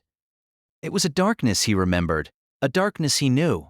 It was the stone room of a tomb, the cold air holding an otherworldly ambience, the darkness hovering over the roughly constructed stone floor, extended to a stone door leading deeper within. And lying on her side, collapsed right beside Subaru, was a lovely silver-haired girl. Emilia. Wiping the light sweat off his brow, he stared in the dark at Emilia's sleeping face, her suffering clear upon it. Having confirmed that much, Subaru finally managed to accept the situation. The time passed, the life lost, the impending calamity, the unbelievable betrayal. One after another, everything that had happened crashed against him like waves, driving Subaru's heart into a corner. No change in the restart point. It was the place right after he had overcome his past, and there Subaru Natsuki had returned. In exchange for being unable to take anything back, he had returned to a place where he had not yet lost everything. Ha! The moment he abruptly came to understand that fact, relief spread through Subaru's chest. The left hand he unwittingly touched to his chest wasn't crushed. It was fine. When he looked at his right wrist, Petra's pure white handkerchief was still wrapped around it, not a trace of blood to be seen. Knowing this, he let out a long, deep breath, patting his chest with relief, and then he was shocked. You've got to be kidding me. He was shocked at his own nerve, checking that he was all right, not at all concerned by the sight of Emilia suffering. That very moment, Emilia was being tormented, crushed by the past from the trial. No matter how long her pain continued, nothing good would come of it. Subaru knew that it was a time of hardship, and nothing more. And yet, just then, setting his eyes on the girl's pain, he had patted his chest in relief, as if the fact Amelia was suffering at the time of his return was a good thing. That's not the thought process of a sane person. Swallowing back his lamenting voice and gritting his teeth, Subaru flared in anger at his own ugliness and fragility. If he put the people precious to him, the things precious to him, the things he ought to prioritize, on the back burner, how could he save anyone? Had not that foolish way of living invited the calamity at the mansion? Anyway, Amelia first. Right then, putting the situation in order, confirming that he'd returned by death, and devising countermeasures against issues and obstacles could wait. Right then, he had to wake Amelia from her nightmare, console her as she cried, and bring her outside. That was the right thing to do. And by doing so, he would preserve the sequence of events. Deal with things the right way, one at a time. He had to rescue everyone from that terrifying, calamitous fate. Setting his heart, hardening his resolve, he was filled with determination as he reached a hand out to wake Amelia up. As he did this, there was something that Subaru himself still did not realize. His face was entirely devoid of any emotion. After Amelia awakened in the tomb, developments differed little from what had come before. Tormented by the past, Amelia was confused by grief and remorse as Subaru brought her outside. There, he met with Ram and Garfield, both of whom were present when they had entered the tomb together, and returned to their temporary lodging. What is wrong, Barusu? You staring at Ram's face. Nothing at all. I just think you have a pretty face. How indecent. Taking Subaru's apology for staring at her during the walk back from the tomb, Ram snorted with a reproachful gaze. Having returned by death, it went without saying, but Ram looked fine upon their reunion. Without anyone knowing, that fact brought him relief, and the gaze and sharp-tongued reply she sent back at him brought further relief still. Carrying Amelia to her bedroom at the Ruzu residence, their temporary accommodation was the most he could do as a man. With Amelia's heart in pain from the nightmare she had seen, he gently laid her in bed. Amelia was lying on her side when Subaru took his hand away. Her voice trickled out at the loss of his touch. With worry on her face, Subaru smiled at her to set her at ease, after which he left everything to Ram. That night, it was fine to leave Amelia to Ram. She'd do a good job calming Amelia down. During that time, there was something Subaru ought to be doing, and that was... The discussion that Roswell promised. Roswell had established a seat for Subaru to speak with him on the first night Amelia challenged the trial. Last time, Subaru had used that opportunity to propose returning to the mansion in the morning. In accordance with his request, he'd returned to the mansion at maximum speed, and the result was a calamitous failure. Subaru had saved no one. Subsequently, he'd returned with a number of pressing questions. Mr. Natsuki? Mr. Natsuki? Are you listening? Sorry, wasn't listening. He was leaning his back against a building, concentrating on his own thoughts when his mind was summoned back to reality. When he looked over, it was Otto, brows furrowed in a questioning look, who had called out to him. The place was outside the Ryuzu residence. In the middle of the night, with no light save that of a bonfire and the stars, Subaru was putting his thoughts in order for the coming conversation with Roswell. So what did you want to talk to me about, using up valuable time like that? The way this man speaks really takes the wind out of one's sails. I just wanted to ask you something. Ask me what, Ak? I simply mean, right now, are things, all right? When Otto repeated his question, that time it was Subaru's turn to put on a questioning look. He thought it was obvious that if someone was listening to you, it was, by definition, all right to ask. Perhaps surmising what was in Subaru's mental space, Otto went, not like that, waving a hand as he continued. By all right, I am not asking about the time. I mean, Mr. Natsuki, you seem very busy, so I imagine your time is very precious at the moment. Yeah, you hit the nail on the head. Right now, I don't even have time to worry about Amelia Tan, so I don't really have time to shoot the breeze with... That is precisely what I wish to speak with you about. Tapering his lips at Otto's roundabout speech, Subaru tried to swiftly cut off the conversation. But instead, Otto bit on Subaru's words like a hook continuing with his own. If I may, Mr. Natsuki, you brought Lady Amelia out after something happened inside the tomb. I imagine your head is something of a mess from things I know nothing of, but I shall ask nonetheless. Yeah, ask away. Then, without further ado, Mr. Natsuki, are you all right? All that lead in and that's your question, thought Subaru, seriously perplexed. That said, it wasn't that he couldn't understand Otto's concern. Emilia had gone into the same tomb and had fallen into a panic as a result. He could understand Otto suspecting some anomaly befalling Subaru as well. Hence, Of course, I'm full of pep and in super duper condition. With Amelia like that, I understand why you'd be worried, but I'm fine. Besides, does anything look wrong with me? No, nothing looks wrong with you. You appear very calm. You see, then. Particularly with Lady Amelia in that condition, does that not suggest a particularly grave state? when Subaru tried to assert there was no problem, Otto's follow-up put his words on lockdown. Otto narrowed his eyes, peering intently into Subaru's black pupils. He was concerned for Subaru's current mental state. Certainly in his current state, knowing future circumstances gave Subaru a sense of the past being prolonged that Otto could never share. Where he was seeing things for the first time, Subaru was seeing them for the third. And the effect of that gap was that Subaru took things far more mentally calmly than he. So you think I'm too calm about this, then? Yes, exactly. I do not think it is a bad thing. Just... Not thanks to you, I feel more confident about this. Thanks, Otto. Interrupting Otto, Subaru leisurely shook his head side to side. Considering the situation Subaru had been placed in, the composure Otto had drawn attention to was something deserving a warm welcome. It's proof I can still have composed thoughts about things after everything that's happened. I believe there is an exceptionally large and deep chasm between seeing things calmly and taking composed actions. Otto seemed left in the dust as he said it.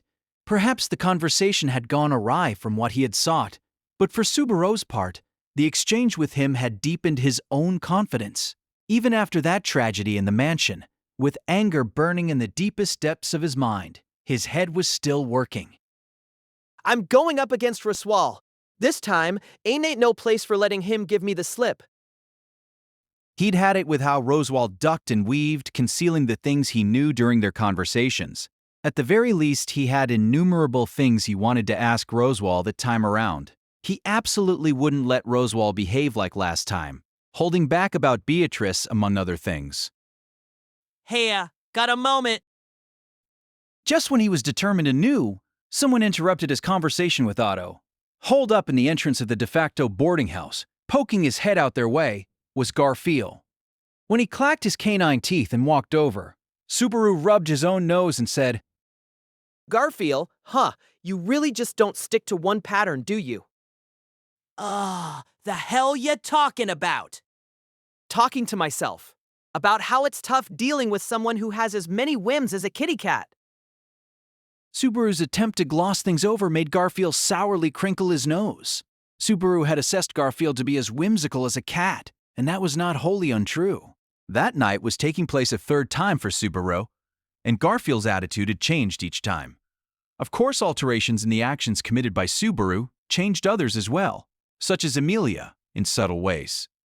However, Garfield's changes deserved special mention. His opinions reversed course. His like or dislike flipped on its head, and reasonable positions in conversation were replaced with obstinate ones. The changes were such that Subaru almost started doubting that he was dealing with the same person. This time, Garfield's going out of his way to come over and speak to him was further evidence. And there, last time you'd have headed right off if I hadn't called out. Besides, what do you want to talk to me about? I have important business after this. Business? You mean wicked scheming with that bastard, don't ya? Don't think that'll be fun. I'm offended you're treating it as wicked scheming. Well, I won't argue about the not fun part, though. I must say, you two are saying quite some things about the Marquis. As far as distrust of Roswal was concerned, Subaru and Garfield held a mutual opinion. Subaru could sympathize with Otto, who had yet to have his first contact with Roswal, seeing them both take that attitude. Subaru's shoulders slumped in exasperation at the naivety of Otto's view. You just don't get it, Otto. This Rosewall guy, he's a man who pokes you in all kinds of places. If you don't understand that, his pokes will wear you down to death. Right now, you are speaking seriously? Or is this something safe to ignore? You want to talk seriously about that bastard Rosewall? Bro, are you all right in the head? And this time, you are concerned for me. The problem is not with the Marquis. I'm telling you, that's just the kind of guy he is. Having been told so much, Otto was finally beginning to worry seriously about just whom he was trying to gain an audience with. He folded his arms, mumbling this and that about preparing to encounter the genuine article. My worries grow and grow, and this is the only way for a turnaround with one blow. No, but my very life depends on facing this man, yet the people who are his allies say such things about him. Well, take your time worrying, okay? You're not talking to him tonight, at least. Considering the issue of Rosewall's scheduled conversation with Subaru right after that, it was a virtual impossibility that he would allow Otto to greet him at that juncture. Besides, Subaru didn't really have any time to spare for that. He probably didn't have the time to loosen the corners of his lips and forget his worries about the future just a little, as he was doing right then either. So then, it's not bad for three guys to talk stupid stuff, but what did you want? What you want to talk about? Oh, forgot about that. It's like Cuckoo was so thoughtless. Garfield clapped his hands together when Subaru dragged the straying conversation back and prodded him toward the real topic. However he went, but his jade eyes shooting a meaningful glance Otto's way as he carried on. Ah, you want the bro here to hear this too? I'll leave that up to whatever judgment you make. If you're leading in like that, it's something related to the sanctuary, right? What else did you think I'd be talking to you about? I thought you might have wanted to do some research on Ram, how she likes guys that have the three heights: high back, high station, high education. Also, makeup like a clown. Stop it. I don't want to hear it. And if I do it, it'll depress me. As the man seemed genuinely distressed, Subaru relented in his verbal assault, granting him a warrior's mercy. Either way, he was grateful for Garfield's consideration. It wasn't as if he could forget on the verge of a huge appointment, but the prospect of involving Otto in their faction's issues left him feeling uneasy. At the end of the day, Otto was someone who had simply been caught up in these events, a bystander who was supposed to be eventually returned to his normal life safe and sound. So we're gonna be talking love stories from here on out. The night's late, so go on ahead and stay at the cathedral, 'kay? Your business rivals are there with the villagers they evacuated, If someone who knows me saw me acting so impertinently, I would be mocked for sure.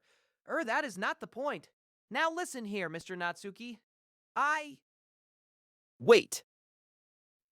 Otto's face flipped from pathetic to clingy as he advanced a step.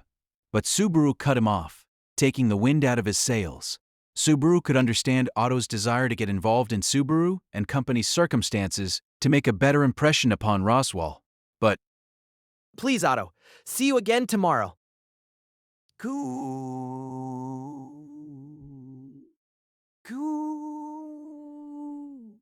Hunter, you understood. I shall behave. Sleeping as my small fry competitors laugh at me. And I end. discerning that Subaru's obstinate posture would not falter, Otto ruefully took off his hat, gently squishing it in his grip as he walked off in the cathedral's direction. The sight of him from behind, shoulders slumped in dejection, somehow came off as well-done heart-tugging acting. That lonely-looking back suits that guy pretty well. Me, I think that too. But are you all right with this? It's fine. I'd sleep worse if anything happened to him. When Subaru, watching Otto recede in the distance, made that reply, Garfield twisted his neck. Then he went, "Well, fine," tossing the thought aside as he gave Subaru's shoulder a light pat. Something I want to talk to you about. I'm switching places. So, come on. With that, and an attitude that wouldn't take no for an answer, Garfield walked off without waiting for a reply. Watching his back, Subaru scratched his head, reluctantly following, as he murmured to himself. Gimme a break. Another different development, geez. As Garfield walked ahead, Subaru followed in his wake and trudged deeper into the woods. It was common knowledge that forests were dangerous at night, and among them, Subaru had heard that the lost woods of Cromaldi were particularly perilous. That alone made him somewhat apprehensive about the stroll. Just don't leave me alone out here. Kai, I'm begging you. Hey, don't say depressing stuff like that. It's just a damned forest at night. There's a lot of people who think just a damned forest at night is a lot more dangerous than you do. This goes for holding up in a fight too, but I don't have a nose that can pick up outsiders from a long range like you do. Ha! You mean during daylight? Who'd have thought you still had a grudge over that? Nah, not particularly. Otto's forehead was the only thing that took real damage anyway. Besides, from Subaru's perspective, the events during the daytime were days and days ago. Even if Otto was a close friend of Subaru's, it would be too long a period for Subaru to sustain his anger. Besides, he's not a close friend of mine. I'm the guy who saved his life. That's about it. That bro's had it rough too, huh? Subaru let the comment, sympathetic to Otto for some reason, slide as he took a good look at Garfield. He was short in stature, and while he looked slender, his flesh was supple and well-honed. In the end, his stature wasn't radically off from what made sense for human beings, but Subaru couldn't put much stock in that personal perspective. In the first place, in that world, shape and form didn't correspond with physical ability whatsoever. After all, even Rem, with her small frame, could whip around an iron ball. Accordingly, at that juncture, Subaru had a different thought aimed at Garfield's back. How long has it been since you've met Frederica? When the sentence suddenly sliced in, Garfield's shoulders made a visible jump of surprise. He'd already confirmed that Frederica and Garfield were related as older sister and younger brother. He'd also heard from the people concerned that their relationship was not harmonious. It was just, he understood next to nothing about Frederica's stance toward the sanctuary. At the very least, she'd engaged in a duel to the death with Elsa. The possibility of Frederica having invited Elsa into the mansion was zero. More importantly, there was definitely some other mover and shaker who ought to be topping his suspect list. So to chalk up Frederica as an ally to a very firm extent, among other reasons. And why the hell do I gotta talk to someone like you about something like that? I just thought I'd ask and see. Figured if I did, you might actually give me an answer. Huh, thought I talked about that to you this morning too. That one ain't got no relation to anyone here on the inside. She left this place, ain't related in any way. Yeah, about that. What Garfield, without turning in his direction, seemed to chew up and spit out, Subaru picked right back up. Ever since he'd learned of the relationship between Frederica and Garfield, it kept tugging at him. Garfield, I know you and Frederica are brother and sister. Shit, someone's loose-lipped. The bastard or Ram, maybe. Not something worth hiding, is it? Besides, it's thanks to that I'm wondering about something now. If you and Frederica are siblings, Frederica has to be mixed too. So why is she outside? The barrier that enveloped the sanctuary sealed demi-humans of mixed blood, the so-called mixed, inside. Accordingly, Amelia, Garfield, and the others were held captive by the barrier, and it was in search of liberation from this that the scheme to challenge the trial was hatched. At the very least, that was how Ryuzu's explanation portrayed it. Therefore, it was strange that Frederica, related to Garfield by blood, was not held captive by the barrier. The fact that she isn't means that there's some kind of loophole. If you know of one, can you tell me about it? And what if I told you? The barrier ain't opening up unless the trial's beaten. That ain't changing, Prince. I just want to know. If I know, our choices increase. I'm the type of guy who wants to cram every bit of info in his head to figure out a way to clear stuff. During the time they spoke, Garfield never looked back, so Subaru could not read his emotions. It was just the oppressive sense conveyed by his back that told Subaru the expression on his face was not a pleasant one. Even so, the fact that Garfield, a man of short temper, had not cut the conversation off meant he was unsure. That thought was probably Subaru's bias at work. Here we are. Rather than replying directly to Subaru, Garfield said that while shoving aside vines blocking his path, During their conversation, the pair had continued to walk, apparently reaching their destination before Subaru could get an answer to his question. That said, leaving the current back and forth with an ambiguous finish put Subaru in a bind, but Could you please not tease young Gar too much? Young Sue? Subaru opened his mouth, but before he could press for an answer, a young voice was cast his way. When he looked, he could tell there was an open space in the forest beyond the vines. Garfield was moving aside. This place, a natural spectacle of light from the waning moon and the stars pouring down, engendered a surreal, almost phantasmal air. The beautiful girl standing under the moonlight and starlight only added to that sense. But I will comment that your outward appearance is too young to be my type. For a lad, you have quite a venomous tongue. Are you trying to compete with young Ross for most uncharming child? Come on, that's going too far. Not giving up on being charming is one of my charms. Subaru made a pained smile at the various harsh assessments as he stepped into the moonlit clearing. If he was facing just Garfield, lowering his guard seemed a poor move, but If there's a guarantor with him, that's a different story, huh? clicking his tongue with the air of a pout, Garfield cut past Subaru's flank and went straight to the center of the clearing. He went beside the girl standing there, the ephemeral individual called Ryuzu. Subaru smiled a bit at how both stood at seemingly prearranged places, but that was when he sensed something was off. Ryuzu's clothes were not the black outfit she wore at the inn, but a white hooded robe. Ryuzu, did you change your outfit? This is a difficult time for someone my age. You see. Unfortunately, I am not a night owl like you, young Sue. I watch late night anime, so I'm not suffering, but you wanted to see me, Ryuzu? I do not mind if you take it as such. Young Gar is serving as my escort. When Ryuzu nodded in apparent confirmation, Garfield stood still, arms folded, closing one eye, his demeanor seemingly broadcasting that he wouldn't butt in. Subaru lightly tilted his face up. Overhead, a gentle breeze blew. He heard the sound of the leaves shaking, and the stars glimmered in the clear sky above. This is a nice place. It's like a secret base here in the forest.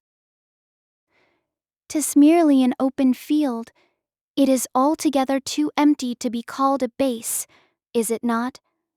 Though perhaps that is why I feel so comfortable in this place. Anyway, it's a relaxing place for you, Ryuzu. Guess we're getting along really well in half a day for you to be inviting me to a place like this. Guess I'm close to a chance for you to divulge your secrets. You are speaking in a rather good mood. With a neutral look on her face and only her choice of words showing her age, Ryuzu was gentle during the exchange. That said, Subaru and the two of them had experienced a far different period of time. Considering only half a day's time had passed for Ryuzu and Garfield, it was far too optimistic to think they had opened their hearts to him. There had to be some reason behind their actions. Garfield's whims ended up relieving his suspicions of me, maybe. That was about all he could come up with as a cause for the change in Garfield's response. Garfield had changed each time around, but each being a change for the worse had really put Subaru in a bind. This time things were turning in the right direction. If that was so, he wanted a suitable return on his investment. Either way, I'm happy we're having a meaningful conversation, a friendly match before the war of words with Rasual that's coming. The baggage young Ross bears is heavy by its nature.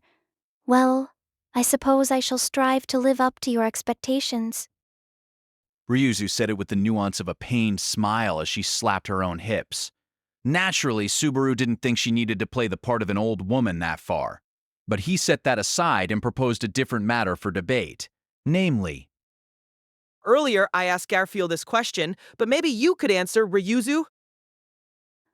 The reason Frederica could depart the sanctuary was it.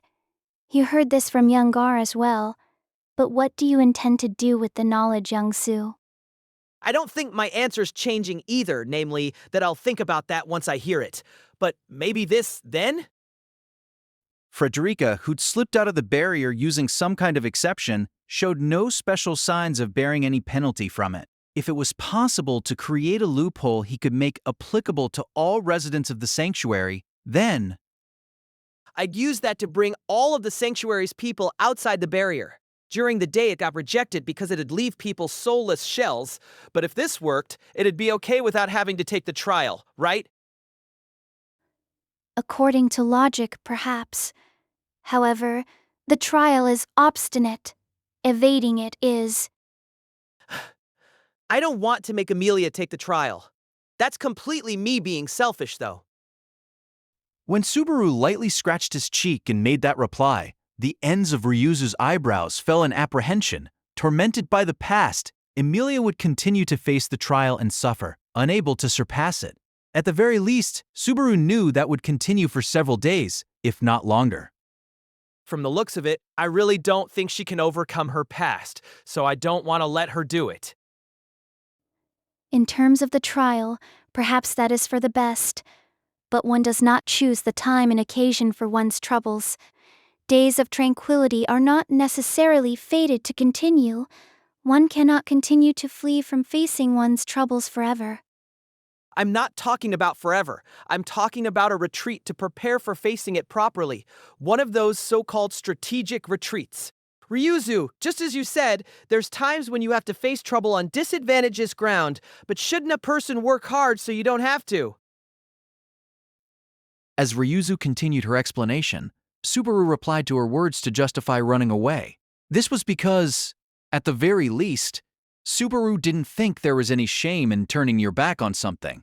More than that, if, for instance, Emilia turned her back on her current troubles, there was absolutely no way that was enough to finish her. Even if it's not now, Amelia will definitely be able to face her past someday. The trial made her remember that stuff. So Amelia has to make a choice, whether to overcome it or to forget it. That being the case, it's my role to knock down as much stuff blocking her way as I can. Even if one tries to run, one can never escape the most trying times of all. I'm saying this because I totally believe she can beat this without running away. He didn't know if it was a suitable conclusion to the conversation, but Subaru smiled as he said it nonetheless. His smiling face, teeth on display, made some kind of deep impression on Ryuzu as she narrowed her eyes. Perhaps the elder who didn't look her age was laughing at the idealism that smacked of youth. Old hag, ya got bad taste. The one offering those blunt words was Garfield, standing there with his arms folded, silent last Subaru had checked. He opened the eye he had previously kept closed, glancing at the youthful elder right beside him as he said, I'm telling ya, it's just like Gadgi Gwajiad the Hermit. I'm grateful, but same as usual, I don't have one clue what you're saying to me. What Youngar wishes to say is, there is no such convenient loophole. I was in the wrong to allow you to jump to such conclusions. A bad habit of the elderly. Breaking down the mystery phrase, Rizu twirled her pink hair around her finger. Taking in her reply, Subaru gave her a look that pressed his request for a more detailed explanation. In the end, it is because Frederica is an exception that she was able to go outside the barrier. She does not fulfill the conditions for being held captive by the barrier. Accordingly, she was able to leave. That is all it is. Conditions for being held captive by the barrier? Is there something besides being mixed? No, it is not so. That is the only condition to be held captive by the barrier. There are no exceptions. Even though Subaru was reflecting on her first roundabout statement, Ryuzu made an even more roundabout one that made him knit his brows. Unraveling her statements, there was no change in the condition for the barrier encircling the sanctuary. In other words, it wasn't an issue with the barrier, it was an issue with Frederica. For it to be true that Frederica wasn't caught by the barrier, That means Frederica can't be mixed? Strictly speaking, the barrier fundamentally discerns mixed blood based on the thicks of the blood. If one thickly carries both human and demi-human blood, he or she is held captive by the barrier. However, If you're less than half, like a quarter or something, the barrier doesn't work on you, meaning Breaking off his words, Subaru looked Garfiel's way. His lips were twisted, and making a sour face. He clicked his fangs and went, "That's right," continuing his words with, Me and Frederica have different fathers, I'm Garfield Tinsel. She ought to have called herself by a different family name. The family name that Garfield had not invoked even once before bolstered Subaru's deduction. The family name Garfield claimed was certainly different from that of Frederica, who had introduced herself to Subaru and others as Frederica Baumann. So Frederica's blood is thin. That's why she could get outside the barrier. She was the child of a human mother and a mixed-blood father. Accordingly, she is free to enter and leave the forest. Ha! Free to enter and leave? Don't make me laugh. When Ryuzu nodded gravely and murmured, Garfield snarled in annoyance. He touched his fist to the white scar on his forehead, the pupils of his jade eyes narrowing. Enters and exits, my ass. She ain't come back once in 10 years, right? Frederica abandoned this place. That's why that woman has nothing to do with it anymore. Young Gar. Spitting the words out, Garfield averted his eyes with a bitter look on his face. The youth curled his back, reducing his short frame even further, whereupon Ryuzu stretched and gave his shoulder one good smack. After that, Ryuzu turned toward Subaru anew and spoke again. That is how it is. I am sorry to have dragged out a fruitless conversation. Nah, that's fine. Certainly it wipes out one choice, but it beats keeping one on the list that can't ever be used. But that leaves the trial in the end, huh? He couldn't claim not to have been disappointed, but his current words were no mere bluff either. There was no disadvantage to learning more about the complicated situation between Garfield and Frederica. But having made a loop around that issue, he'd ended up right back at the topic with which they had started. Breaking through the trial was indispensable to liberate the sanctuary. When he saw that, he felt like amorphous fate was laughing down at him. However, this time wouldn't end with fate laughing at his expense. Ryuzu, Garfield. Actually, I have a proposal. Proposal? Meaning what? I have to talk to Rosewall too, and I need Amelia's consent for this also, but I'll talk to you two about it first. It's a really important issue, so I'd appreciate if you didn't talk about it to anyone else. Touching a raised finger to his lips, Subaru implored Garfield and Ryuzu. That preamble brought questioning looks from the pair, but he owed them at least that much advance warning. Last time around, the attack on the mansion had proven Frederica's innocence. However, she had yet to reveal the mastermind who had brought about the teleportation. Frederica didn't know of the existence of the militants, but it was difficult to think that the manipulator was unrelated to that faction. Accordingly, if Subaru's proposal leaked, that would provide an opening the mastermind could take advantage of. For that sake, he wanted to divulge the information only to the Sanctuary's two representatives in absolute confidence. Zero Starting Life in Another World by Tapi Nagatsuki, casted 6-tale novel. Please subscribe to our channel. Can you promise me that? A promise. You say, did you not say that this was a difficult word for you, young Sue? Various circumstances have made me hate stuff like pacts or vows more and more, yeah. But promises are different. Someone's convinced me those are things you have to uphold. So, both of you, please. He didn't mind if it was an oral promise. Subaru trusted that neither of the two would say no.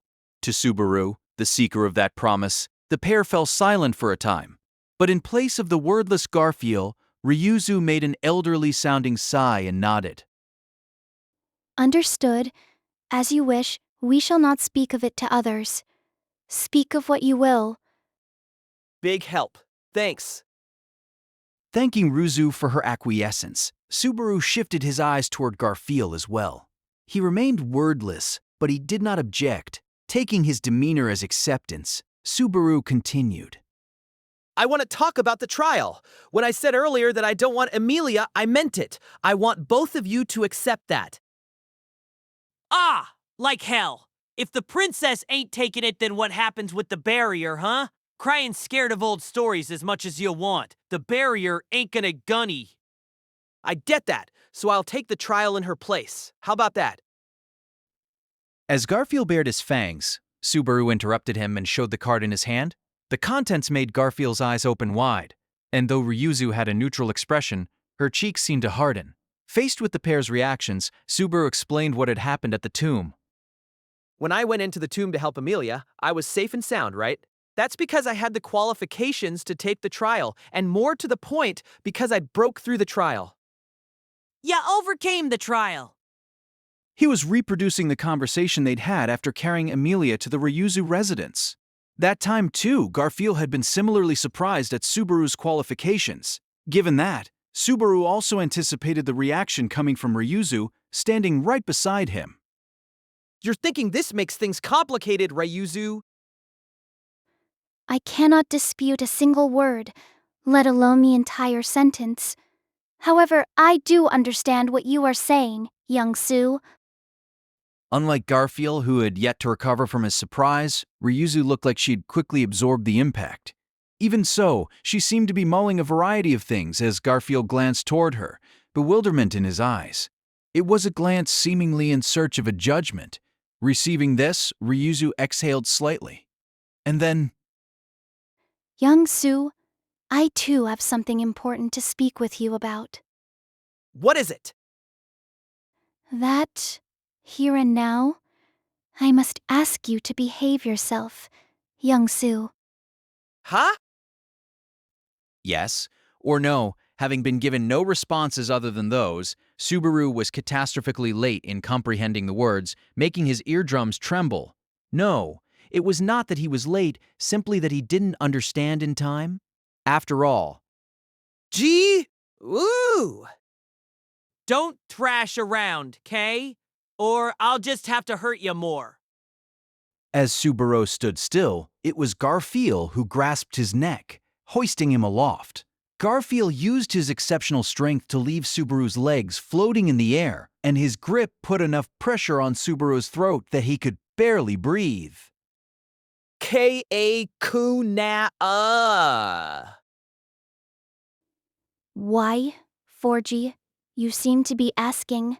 However, I do not ask for your forgiveness. Slowly shaking her head from side to side, Ryuzu somehow seemed lonely as she spoke the words. He didn't understand the reason why. Why, all of a sudden, was this act of violence being committed against? I shall uphold my promise. I shall tell no one. This, I swear upon the name of Ryuzu Shima. She grew distant, both what Rizuzo was saying and the voice with which she said it. In its place, his mind focused on the heat from Garfield's hand evaporating along the border between reality and dream. It was as if the strings holding him up were snapping one by one. Where had he gone wrong? Within the darkness, still comprehending nothing, Subaru's mind flipped over and fell. The first thing that tugged at the edge of his mind was the repeating sound of water droplets. The water drops fell at regular rhythmic intervals, which, in that soundless space, seemed like a roaring cacophony. In accordance with that hallucination, his sleeping brain resumed activity, and he keenly felt blood coursing through the entirety of his body. As that blood coursed, he strongly felt numbness in his hands and feet, and when he tried to squirm around, he could not. That was the moment his mind instantly awakened and Subaru reclaimed his own existence. At the same time, he reconfirmed that which was not natural. He could not see the presumably visible world, and his presumably mobile limbs could not move. Had his eyes been mangled and his hands and feet lopped off? The worst of possibilities rose into the back of his brain, but before he could despair at the hasty conclusion, he noticed the oppressive sensation over his head. The tightness he felt around both of his eyes was probably a blindfold. Similarly, his hands and feet were likely tied to render them unable to move.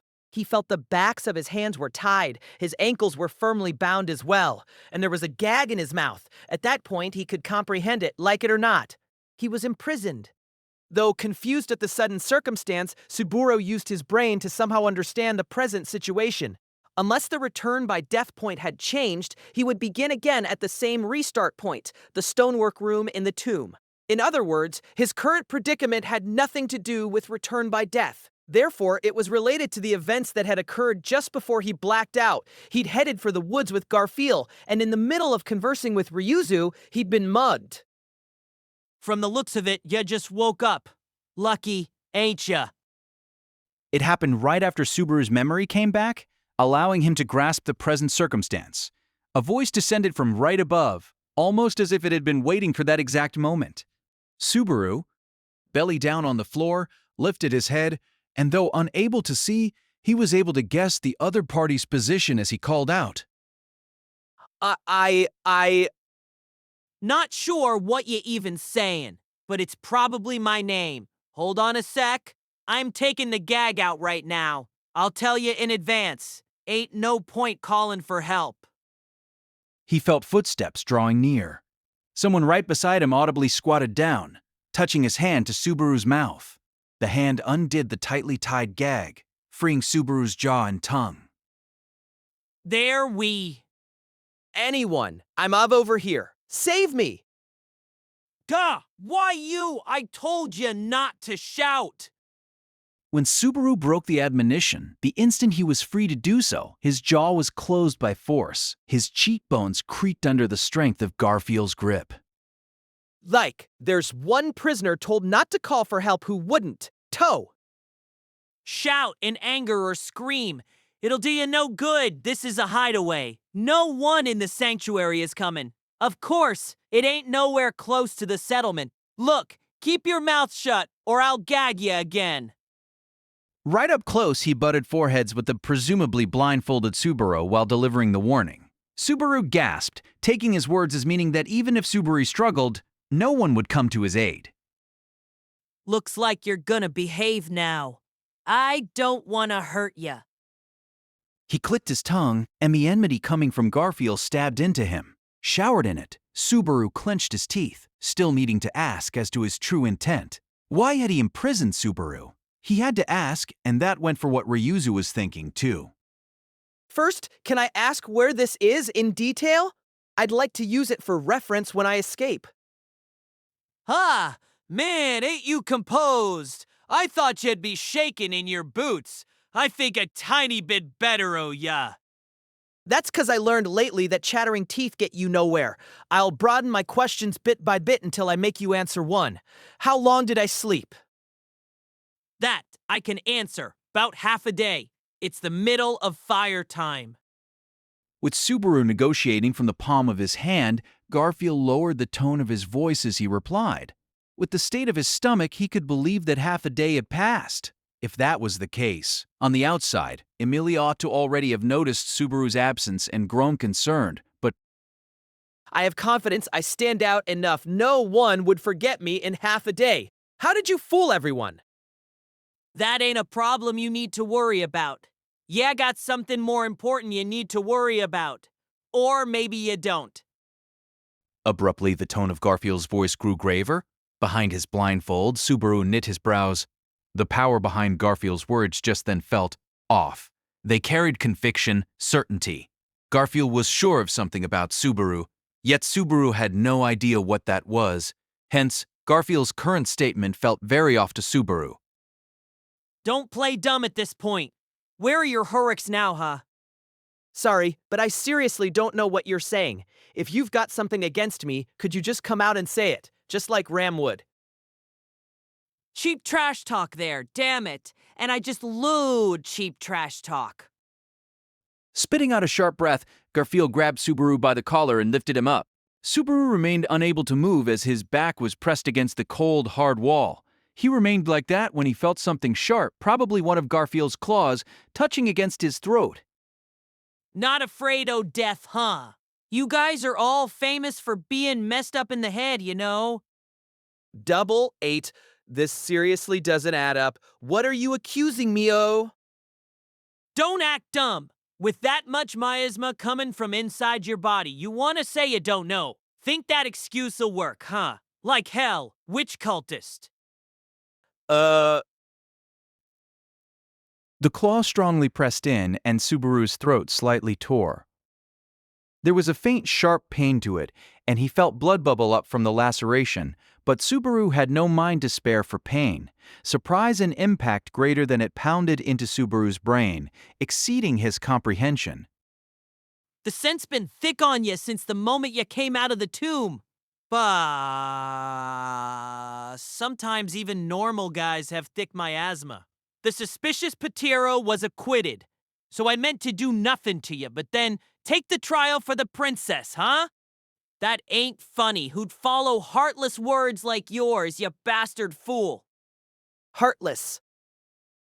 Hell yeah. Ya used all those big fancy words. Made this excusing that. But where was there any concern for Lady Amelia in that attitude, huh? Ya got the same eyes as the jerk I hate the most. Ya got eyes that don't see anything except yourself. He wished he could have shouted in a large voice. It's all a big misunderstanding. But the deep emotion he'd felt just following return by death, at the fact he'd put his own relief upon ascertaining he'd return by death before thinking about Amelia, prevented him from refuting Garfield's suspicions. Furthermore, the searing words he had hurled made the back of Subaru's mind recall a prior event, a past situation greatly resembling the present scene. A witch miasma for my body? That's right. Don't you dare try and act like you didn't know. It's real bad in your case. And when I came out of the tomb, it was thicker. It had changed because he had taken the try. No, because he had returned by death. Over the course of being revived by the power of the witch, its color, its scent, thickened as it entwined around Subaru's existence. Rem had called it the aroma, the lingering scent of the witch. Ha! An interesting name for it. It's the stench of one smelly witch.